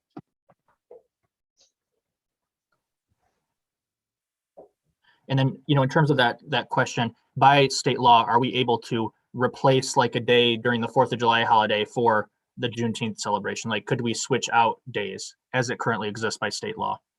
In my opinion, no, we can't, because those are days that are locked into state law that under the law, any municipality must permit the display or use of fireworks during those 12 days. Yeah. And then City Attorney, in your professional opinion, do we have the ability to limit what certain types of commercial grade fireworks are sold within our jurisdiction at all? Again, no, that is something that is regulated by state law. I also heard a few people reach out as well that sent articles about basically like silent fireworks options. And to the best of your knowledge, are you aware of any communities that have been able to, require silent fireworks or even seen the sale of silent fireworks? I will profess ignorance. I'm not aware of anything called a silent firework. Yeah, I guess this is a new thing, but I tried to look around and I couldn't find very many options yet that are available commercially. So, all right, thanks, City Attorney. Any other questions for staff on this item?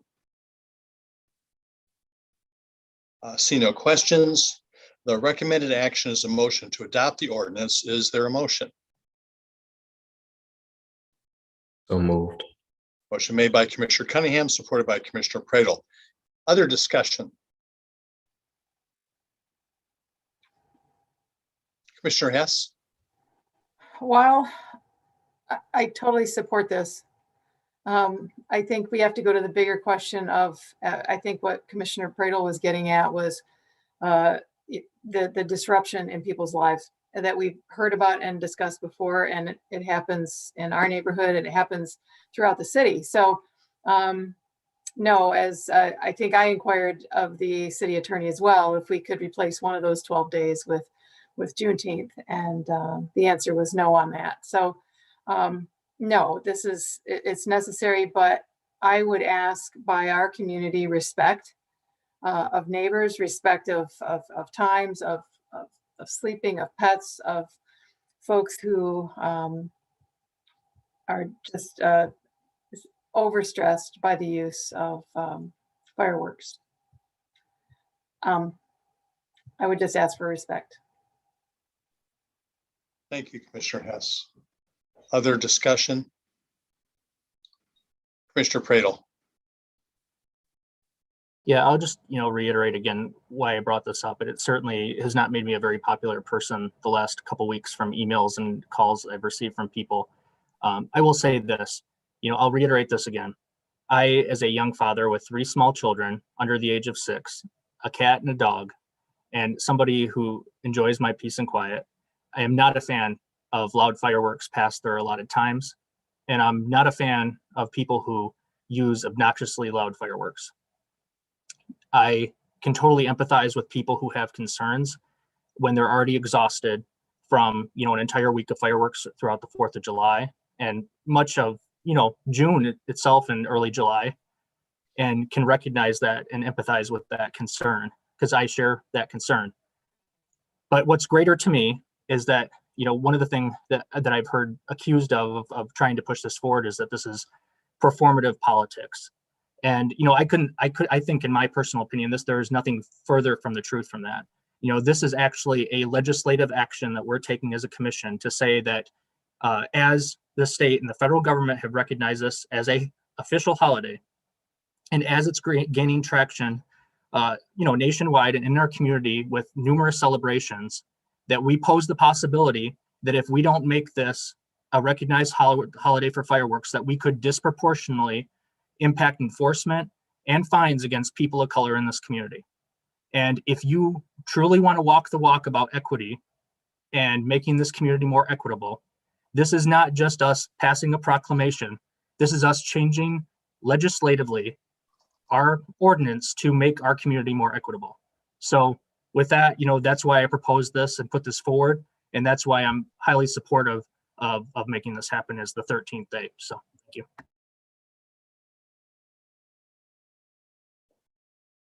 Other discussion? So I just want to agree wholeheartedly with Commissioner Pradel on both counts. It is interesting for us sitting here after what seems like a very long fireworks season again this year, and all the challenges that come with that. So I guess all we can say is that please, for all our moments that end up being moments of shared celebration, let's try as much as possible to be respectful of each other while we're doing that. So I guess that's my big request. So team, the recommended motion is let me see, we already have a motion on this, so we're discussing it. So is there any other discussion? All right, Clerk Borland, please call the roll. Commissioner Cunningham. Yes. Commissioner Hess. Yes. Commissioner Pradel. Yes. Commissioner Urban. Yes. Vice Mayor Griffin. Yes. Mayor Anderson. Yes. Thank you, Commissioner. The motion passes. Now we are to reports and legislation. City Manager Ritzman, do you have a report? Yes, we have a order remediation efforts quarterly report. And I know we covered some of this at the discussion around graphic packaging. But I would ask Director Baker to fill in any gaps that he would like the commission to know. Yes, sir. Thank you, City Manager. This is James Baker, Director of Public Services. If I may, I just wanted to first highlight and discuss kind of how the report is presented and how to access the information. So if you go to the City Commission agenda, you'll see the City Manager's report. There's an agenda report. Within that agenda report, there's a link. That link will take you to what is 2 web pages from top to bottom of documents that are pretty numerous. Those are all the appendices and data and reports that are supplemental to the task force report itself. And then so back on the agenda, if you click on Order Task Force Quarterly Report, second quarter of 2021, that is a standalone 29-page document, which just discusses some of the updates that occurred. So the report, the written report as itself would have appendices in it, but they're blank. They're not there. To access all that information, go into the agenda report and click on the link. You'll have 2 full pages of web links from top to bottom of reports and charts and data and all that information.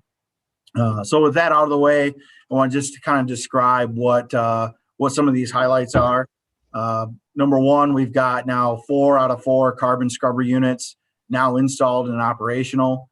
These are the decentralized units at the treatment plant that treat foul air at process-specific locations. And so those are all now up and running. We also continue to work on the online reporting web link.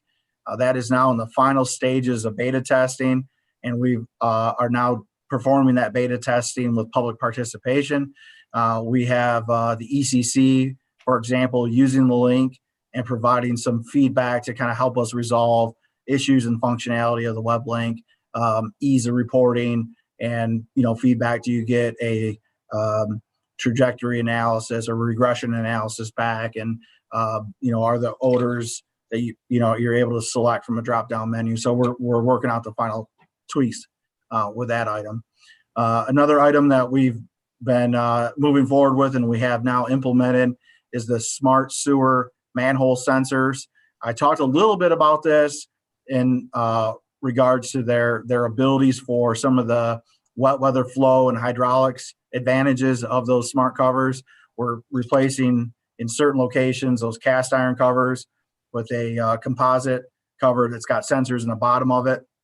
And one of the sensors of the smart sewer manhole system is a hydrogen sulfide sensor that's sensing the hydrogen sulfide levels down in the sewer.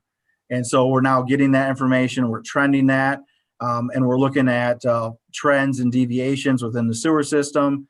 And then we're reconciling and tying those back to some of our industrial flows that we have with some of our industries throughout the city and throughout our entire county-wide coverage area. And so what we're looking to do is gain some additional insight, gain some additional operational understanding of when we have certain spikes in either flows or loadings from industries, do those correspond to spikes in hydrogen sulfide in sewers in certain areas? And so we're using that information. Our engineers are now working with that to try to understand that a little bit better. We're also, based upon information obtained during the odor task force meetings with graphic packaging, graphics packaging is now feeding both hydrogen peroxide and pure oxygen within their wastewater discharge to help control the propagation of odors. And they're utilizing dissolved oxygen and oxygen reduction potential sensors to control and automate those chemical feed systems. So they've been working some time with the hydrogen peroxide. They're now bringing in oxygen to supplement that. and they've now stepped that up, and they're actually controlling that process with dissolved oxygen sensors, DO sensors, as well as ORP sensors. And that allows them to kind of automate that process. And as we learn more and understand more, as both graphics packaging works to understand and then automate processes, and then here at City of Kalamazoo, as our engineers better understand some of the relationships between hydrogen sulfide propagation in the sewer system, and they're able to tie that back to industrial loads and flows, we can start to learn more about how this whole system works. And then as we learn how the system works, we learn to control that through operational parameters.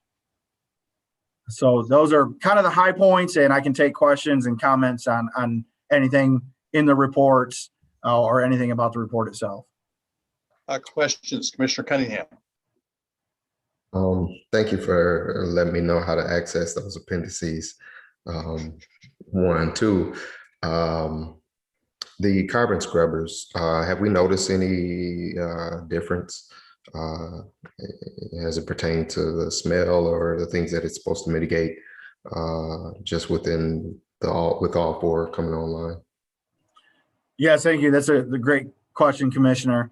And I'm going to kind of reference some information that's in a link. So if you go to the city manager report and then go to the link, we provide trend charts of what we call in-plant odor monitoring, and then out-of-plant or community odor monitoring. And throughout the startup and commissioning of this carbon scrubber units, we had some units come online, then we had to shut them back off again. We had, we just like anything, there was, a warranty issue, or we didn't have it quite dialed in, so we had to restart it back up. So June is when we started running everything, and it worked, and it didn't break down, or we didn't have to replace it, or we didn't have to change the carbon out. So if you look at the in-plant trends, you'll start to see the odors are starting to degrade a little bit, and that's evident in the trends. And then what we're really looking for success for us is to really look at from a 1 year period, to start looking at 2022 and seeing those trends go down as compared to 21 or 20 or 19. And that's one of the benefits of having this EnviroSuite data and continuing to run and support this EnviroSuite data, is that we can start to look at average annual, average monthly, average weekly, average hourly data for both in-plant and community. And we can really start to see, are we having success with these carbon scrubber units? Are we having success, ultimately when it comes online with the biofilter? And so we might have days where we might be seeing some spikes, but if we zoom out and look at what did June 2022 look at compared to June 21, look at compared to June 20, June 19th, or excuse me, June 2019.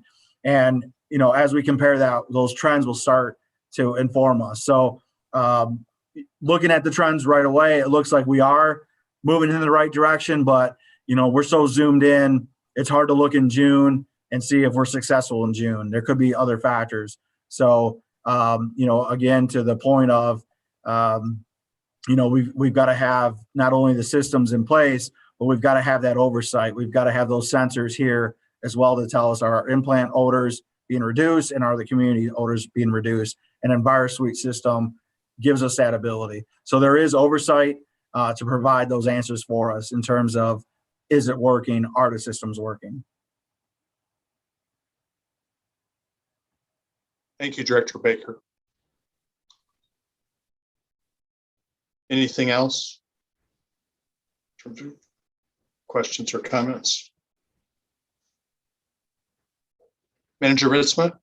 Oh, I'm sorry. Did I miss you, Commissioner Hess? I'm sorry. Well, I just want to make a comment. Director Baker, you're a rock star on this. I just want to say thank you to you and the engineers and everyone at the wastewater treatment plant and at Graphics that has been working so diligently on this. I know as a liaison to ECC that they take this very seriously, this work with you, and they've been very impressed.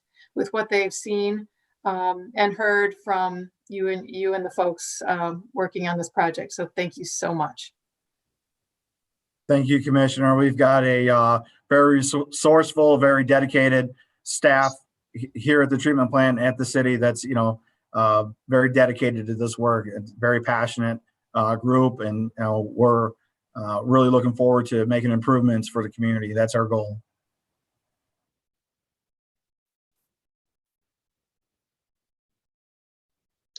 Anything else then on this topic? Manager Ritzma, do you have anything else? No, Your Honor, that's my report. All right. Thank you very much. I appreciate all the input. We are now down to policy items. We have item K1 under policy, City Manager Ritzma. Adoption of a resolution extending the committee of the whole trial period and amending the city commission calendar of meetings to accommodate the extension. Thank you, Manager Ritzma. Is there a staff report on this item? No, there isn't, Your Honor. Just feedback that I received is there's a desire to continue the committee of the whole meetings, and I believe this does so until the end of the year. And with the new commission, decision can be made, to continue those beyond then. Okay, thank you, Manager Ritzma. Any questions on this particular item of City Manager Ritzma? Seeing none. The action is to a motion to adopt the resolution, and is there such a motion? Motion made by Commissioner Urban. Support. Supported by Commissioner Hess. Any discussion?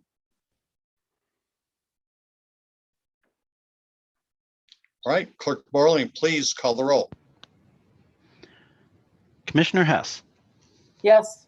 Commissioner Pradle, Yes. Commissioner Urban, Yes. Vice Mayor Griffin, Yes. Mayor Anderson, Yes. Commissioner Cunningham. Yes. Thank you, Commission. The motion passes. We don't have any new business, so we are now down to Commissioner comments. Commissioner Urban. Yes, Mayor Anderson, I have some comments this evening. First of all, the gentleman who spoke about how to update neighborhood plans, he was from the Winchell neighborhood.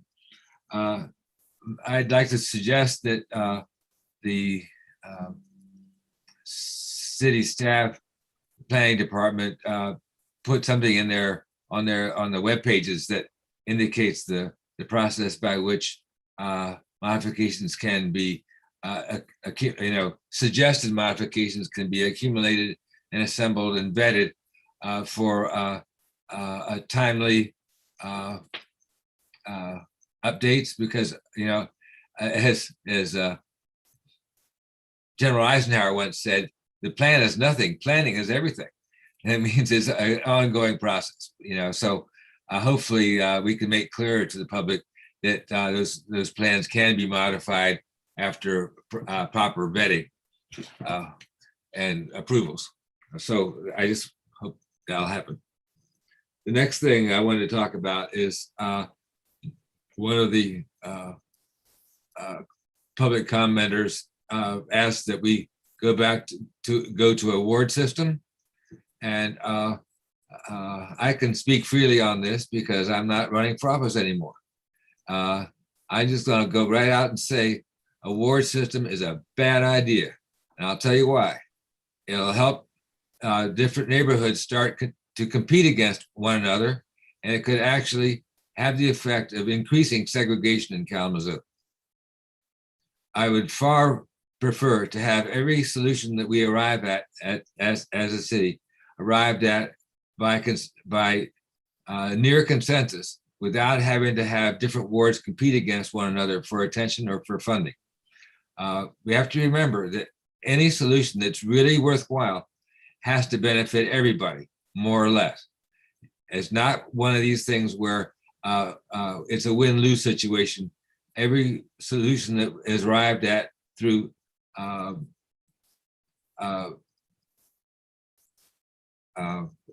city as a whole election process is much more likely to be acceptable to the entire community and not just playing one group off against another. So I'm gonna just go on record with saying that's my opinion. So going on to the next item having to do with, I'd like to ask the city attorney and others, what is involved with getting the sidewalks in the public areas of the North Burdick Mall declared designated as a city park, and the festival site designated as a city park. Is that really going to help the situation? It seems like that's kind of a minor thing to do, and it isn't really going to get at the heart of the matter. The heart of the matter seems to be pretty much the fact that the sheriff won't let people into his jail beyond 30%. Is it possible to get the sheriff to come to address the city commission on his rationale for holding it that way at 30%? Is that something that's mandated by the state? What advocates can he use to address the problem, since he's really kind of partially the source of it? Is that too pointed? I'm just asking. Okay. All right. So that's that item. Another thing I wanted to address is the people who called in concerned about the money that Mark Zuckerberg's organization funneled through a nonprofit to the city of Kalamazoo's the city clerk's office. I do think we should have an audit report on that, and it should be made clear how that money was dispersed and whether or not it was commingled. I seriously doubt if it was, but I'd like to see the evidence. On that said, some of the speakers on that topic helped reveal to me the motivations of their request are not as entirely noble as they made it sound. It seems like any money that's spent to improve access to elections is money that should be welcomed, but definitely there's questions that are going to arise if that money is coming from a private source. That is something that is very dangerous and certainly invites skeptics to question what's going on. So it's very dangerous, and I think we probably do have to do some legislating on that to make sure that access to the ballot box is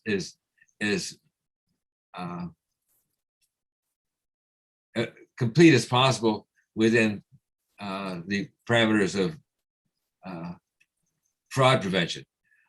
So that Zuckerberg thing kind of does smell a bit, but I also detect an odor coming from the motivations of possibly of some of the speakers.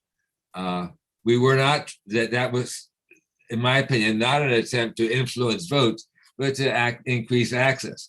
There's a big difference. So that's my opinion on that. So I think that's all for now. Thank you, Commissioner Urban. Commissioner Cunningham. Yes, thank you, Mayor. I wanted to first double down on Commissioner Urban's statement regarding wards. I think it creates a situation, an avenue where those who are disenfranchised stay disenfranchised. As we note, we can look through the community and see how it's divided, specifically those who have and those who have not. And I give a prime example, probably the most recent electeds to serve as a city commissioner who are still in the city. Myself, Vice Mayor Griffin, previous Mayor Bobby Hopewell, and the previous Commissioner Stephanie Moore, all four of us being African-American.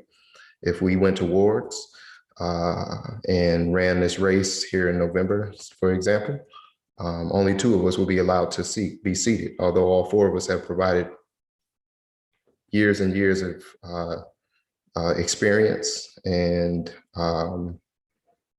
dedication to this community. But if we went to wards, only 2 of us would be able to be seated out of the 4.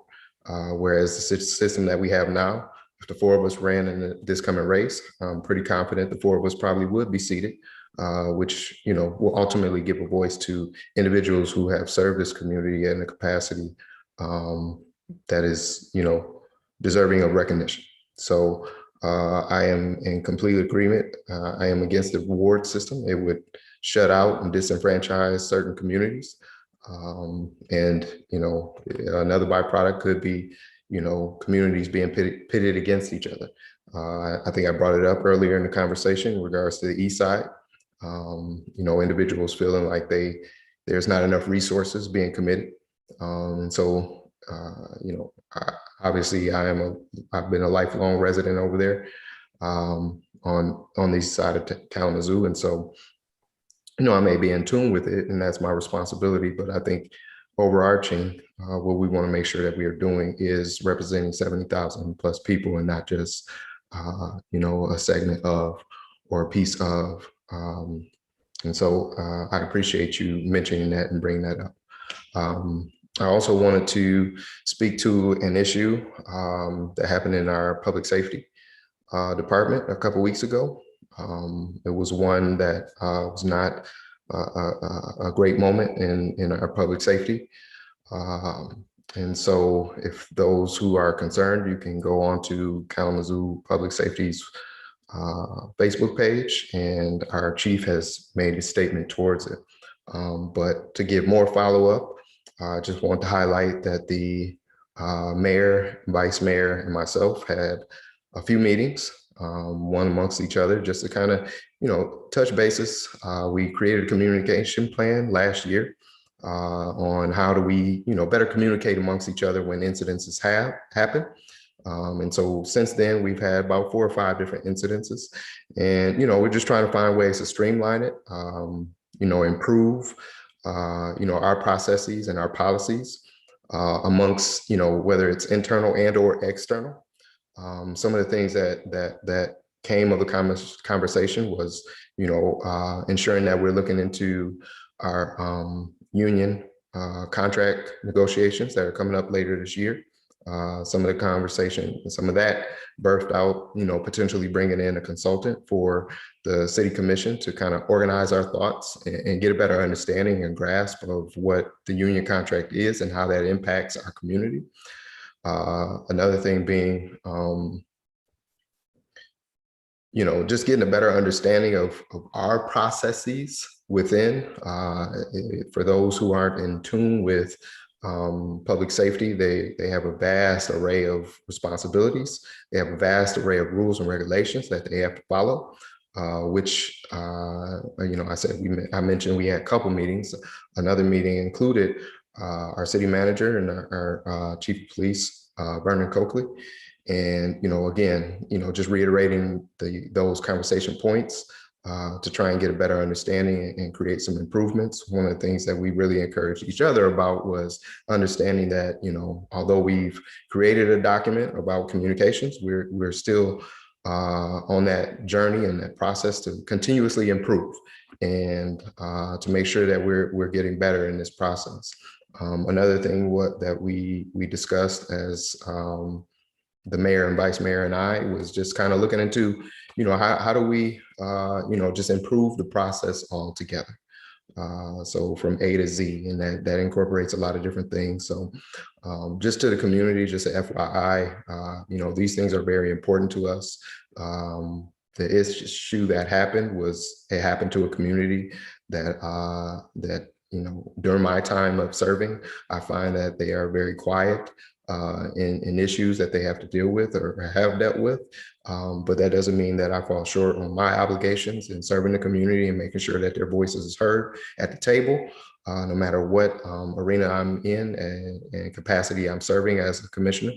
And so, again, I just want to make sure that the community knows that not only did I have, and then also within our meeting, at the advisement of our mayor, he asked that I reach out to each commissioner, and I also had dialogue with each commissioner, you know, expressing some of the things that we had conversation about, and also, you know, getting their concerns and input to make sure that we're moving the needle on improvement within our public safety and within the city commission, because a part of that responsibility falls on us to make sure that we're providing a great product to our community at all times. Thank you, Mayor. Thank you, Commissioner Cunningham. I do appreciate your leadership on this a great deal. Commissioner Pradel. Sure. Commissioner Cunningham, thank you for reaching out this week and taking the time with each of us individually. I appreciate that. I know it's time consuming, but it's very worthwhile conversation. So thank you. And for sharing, that information with the public tonight as well. I want to take a second to talk about the calls about the grants towards elections. So please excuse me here for a second while I go on a bit of a wild ride here.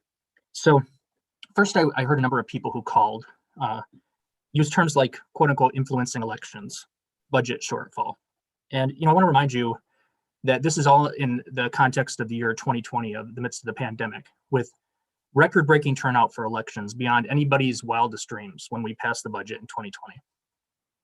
Furthermore, a number of basically unfunded mandates by the state to keep everybody safe in the public that required unprecedented levels of planning and materials and staffing training and extra staffing to make sure that the public remain safe. Part of the narrative to me is a expansion of this whole big lie premise, that's now coming close to home, and trying to make the people of this community feel like our election was somehow fraudulent because we accepted grant money that is open to any community in the United States. And in fact, I'm going to get into some statistics so I can make sure to clarify specifically some of the mistruths that were shared tonight. So I also wanted to share, I think Commissioner Urban spoke a little bit about this as well, but there's a very big difference between trying to influence a voter. So that would be intimidation, trying to walk up to somebody as they're going up to the voter booth and sway them one way or the other, versus trying to make sure that every human being in this country who has a right to vote has that ability. And whether that be the person that it resides on the North Mall, or whether it is Mark Zuckerberg, that every single person should have the opportunity to vote. So I wanted to make sure to lift that up as well. A number of the individuals who are speaking this tonight kind of alluded to the fact that there are lawsuits currently underway, where the lawsuits are claiming that disproportionately that this grant funding benefited high population, left-leaning communities in the country. And there are 1,700 cities, townships, and villages in the state of Michigan. 474 of those received grants. So it wasn't just large cities or left-leaning cities. And I would encourage individuals who don't trust me on this to look up the maps to see where people receive funding, because it is scattered throughout the whole entire state.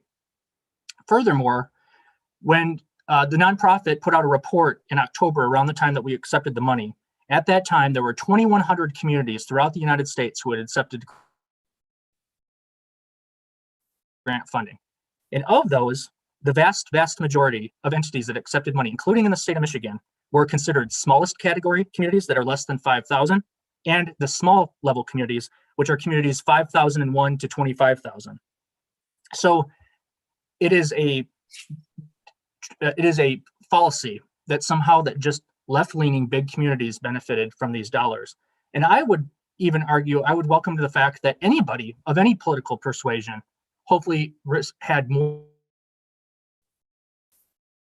accessibility to vote because of the actions that Clerk Borling and his team took, this city commission took, and I know for a fact it made a difference in people's lives. And a lot of these individuals were elderly individuals who were homebound because of the pandemic and might not have been able to connect with families, were college students and people of low income who couldn't go to access so much of as a postage stamp because throughout the pandemic, were people who have transportation and mobility issues.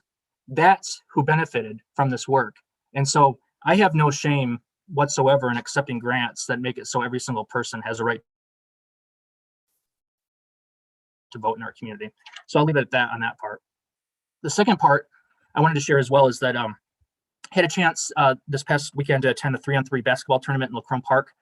We've had some people talk about a number of issues, but one of them more recently is about the city's involvement in vaccination opportunities.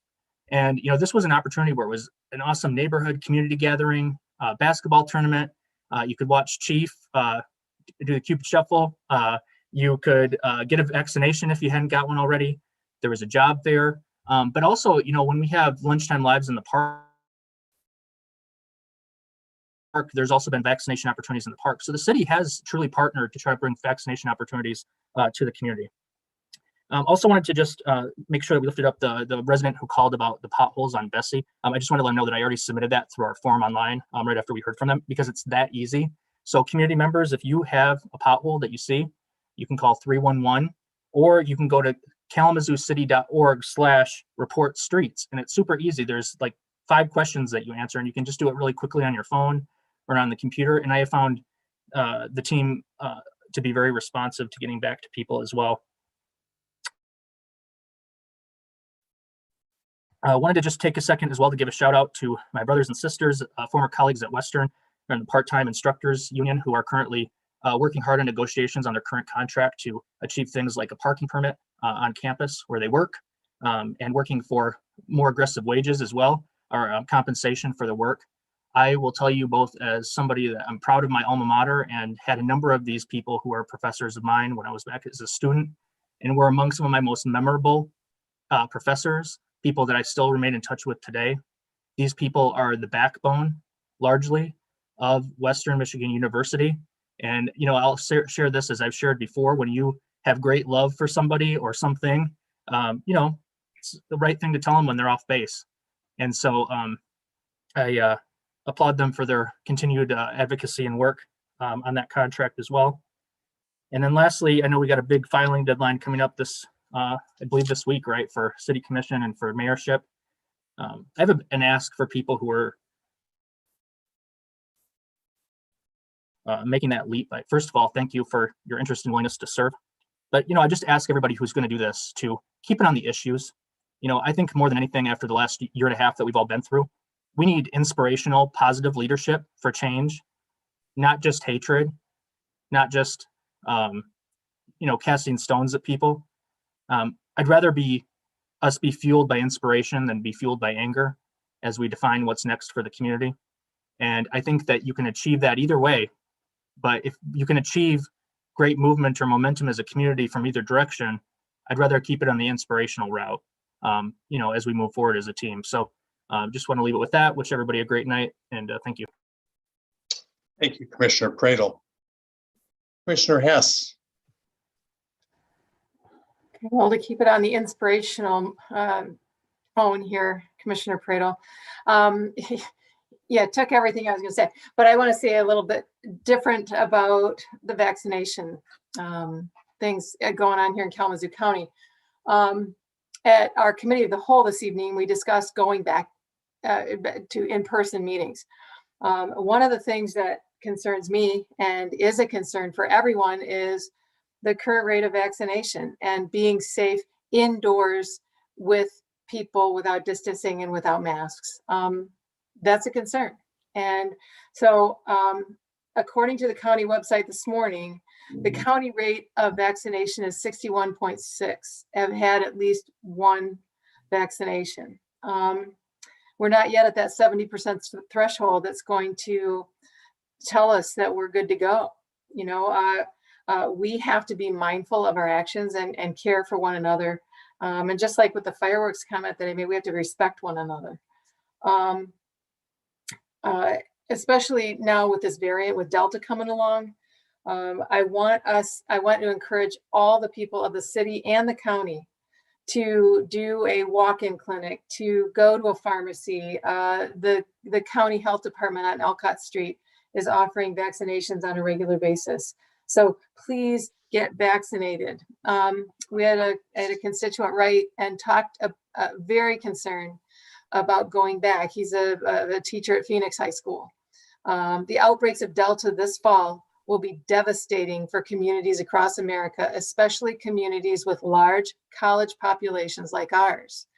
And one of the things here in Kalamazoo is we are blessed with students on a regular basis coming in the fall, and we don't know what else they bring with them.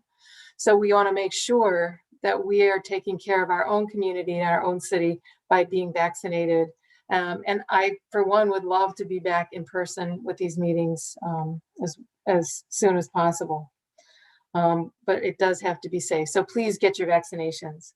And as Commissioner Pradel said, the 3-on-3 basketball tournament and job fair in Lacrone Park on Saturday was great energy.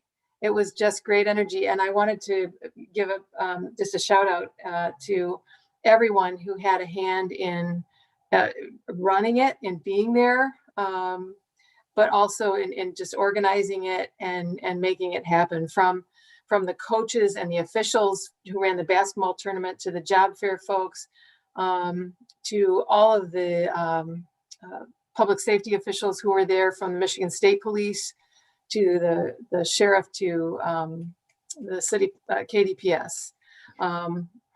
They cooked hot dogs for everybody, and had it was fun. It was really a great energy there. So thank you to those, and I look forward to it being the first annual and having it be an annual event. But as Dr. Sagdeo talked about in his really wonderful prayerful intro to our meeting this evening, he talked about peace, and he talked about the human family and doing things together.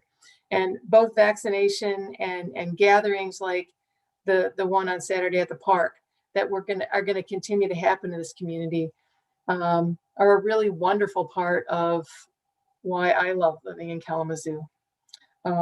We definitely do things really well when we do them together. And just a reminder, the next collection of styrofoam in our community is July 31st at the farmers market at the Mayor's Riverfront Park. July 31st, number 6 styrofoam from 9 to 1. So please bag it up and bring us your styrofoam. Let's fill that truck. Thank you. Thank you, Commissioner Hess. Vice Mayor Griffin. Thank you, Mayor Anderson. Just really briefly, I want to offer my condolences to anyone that is dealing with loss right now. There have been a tremendous amount of deaths in this community. And so I just want to acknowledge those families and everyone who is going through that, that you are in my thoughts and prayers. I also, as my colleagues touched on a few of the things that I was going to touch on, just really briefly, the conversation around the North Kalamazoo Mall. I have not been in any conversations that have been happening. I'm happy to be a part of them. But there was one thing that kept being repeated. It was that that KDPS had informed this group that the commission had somehow hindered their ability to do their job with respects to enforcement of the laws that are on the books. And I cannot recall a time where we ever took an action to stop KDPS from enforcing laws on the books anywhere, specifically the North Kalamazoo Mall. And I know that Chief is not on the call anymore, but perhaps if we can get some clarification on that and correct that so that those on the North Kalamazoo Mall are clear that the commission has not said anything or made any, taken any action with respects to that. And so yeah, I look forward to being involved in any conversations that are around that. Thank you. Thank you, Vice Mayor Griffin, and thanks for your clarification of that. Appreciate that. Just a few things also. I have my list here. City Manager Ritzma, I am assuming that there is a pothole at the corner of Bessie and North Church that we will not hear about at our next meeting. So I'll leave that at that. This coming Friday, I believe, July 23rd is the beginning of Restaurant Week. And as anybody who's paying any attention to what's happening with restaurants right now, we have several restaurants that have unfortunately gone out of business or temporarily on hold downtown. So whatever any of us can do to take advantage of that and support our local businesses, not just downtown, but anywhere in the city of Kalamazoo, very, very important. I would like to recognize some heroes in Kalamazoo, and that is the stewards of Kleinstuck. And a little less than 2 years ago, I attended a packed meeting at Kazoo School, which is right adjacent to the Kleinstuck Preserve, where a group of volunteers were very, very concerned about what might happen to a 12-acre parcel that was directly adjacent to the preserve, and the fact that it was privately owned and up for sale. And I just want to say that if there is a textbook template for how people in a community can respond to a situation like that, where they're hoping where something is being used as, in essence, a public access area in a natural area can stay available to people who want to use it, I would say, look at what this team of volunteers did. They came together with a plan, and they executed on that plan, and they raised money, and they went out proactively and engaged this parcel and have, in essence, already paid off the money that they borrowed. So I will give, nothing but applause and props to that hardworking crew that did that work, which has provided the continuation of a lovely natural space for anyone in Kalamazoo to walk around. So thank you, stewards of Kleinstuck, from the bottom of my heart. Beautiful work. So now I have something I want to comment about a little longer here, and I want to tie a couple things together. And we talked about economic development tonight. And this is what I want to tie it to, and that's a birthday. And Judy Sarkozy will be celebrating her 80th birthday on August 3rd here in Kalamazoo. And outside of Dean at Michigan News, I don't think there's, I won't think, there is nobody who pioneered downtown revitalization like Judy Sarkozy and her husband, Ken Sarkozy, who changed their careers to, in essence, devote their lives to small business in Kalamazoo and create a great destination that really, I'd say, with the beginning of people coming back downtown for a specific reason, not just happening to wandering by, but coming down to their bakery, Sarkozy's Bakery. And for me, and I've known Ken, who's now passed away, and Judy for a long, long time. And I used to bring my children down, one of my 4 daughters together or separately on Saturday mornings to get a blueberry cheese crown.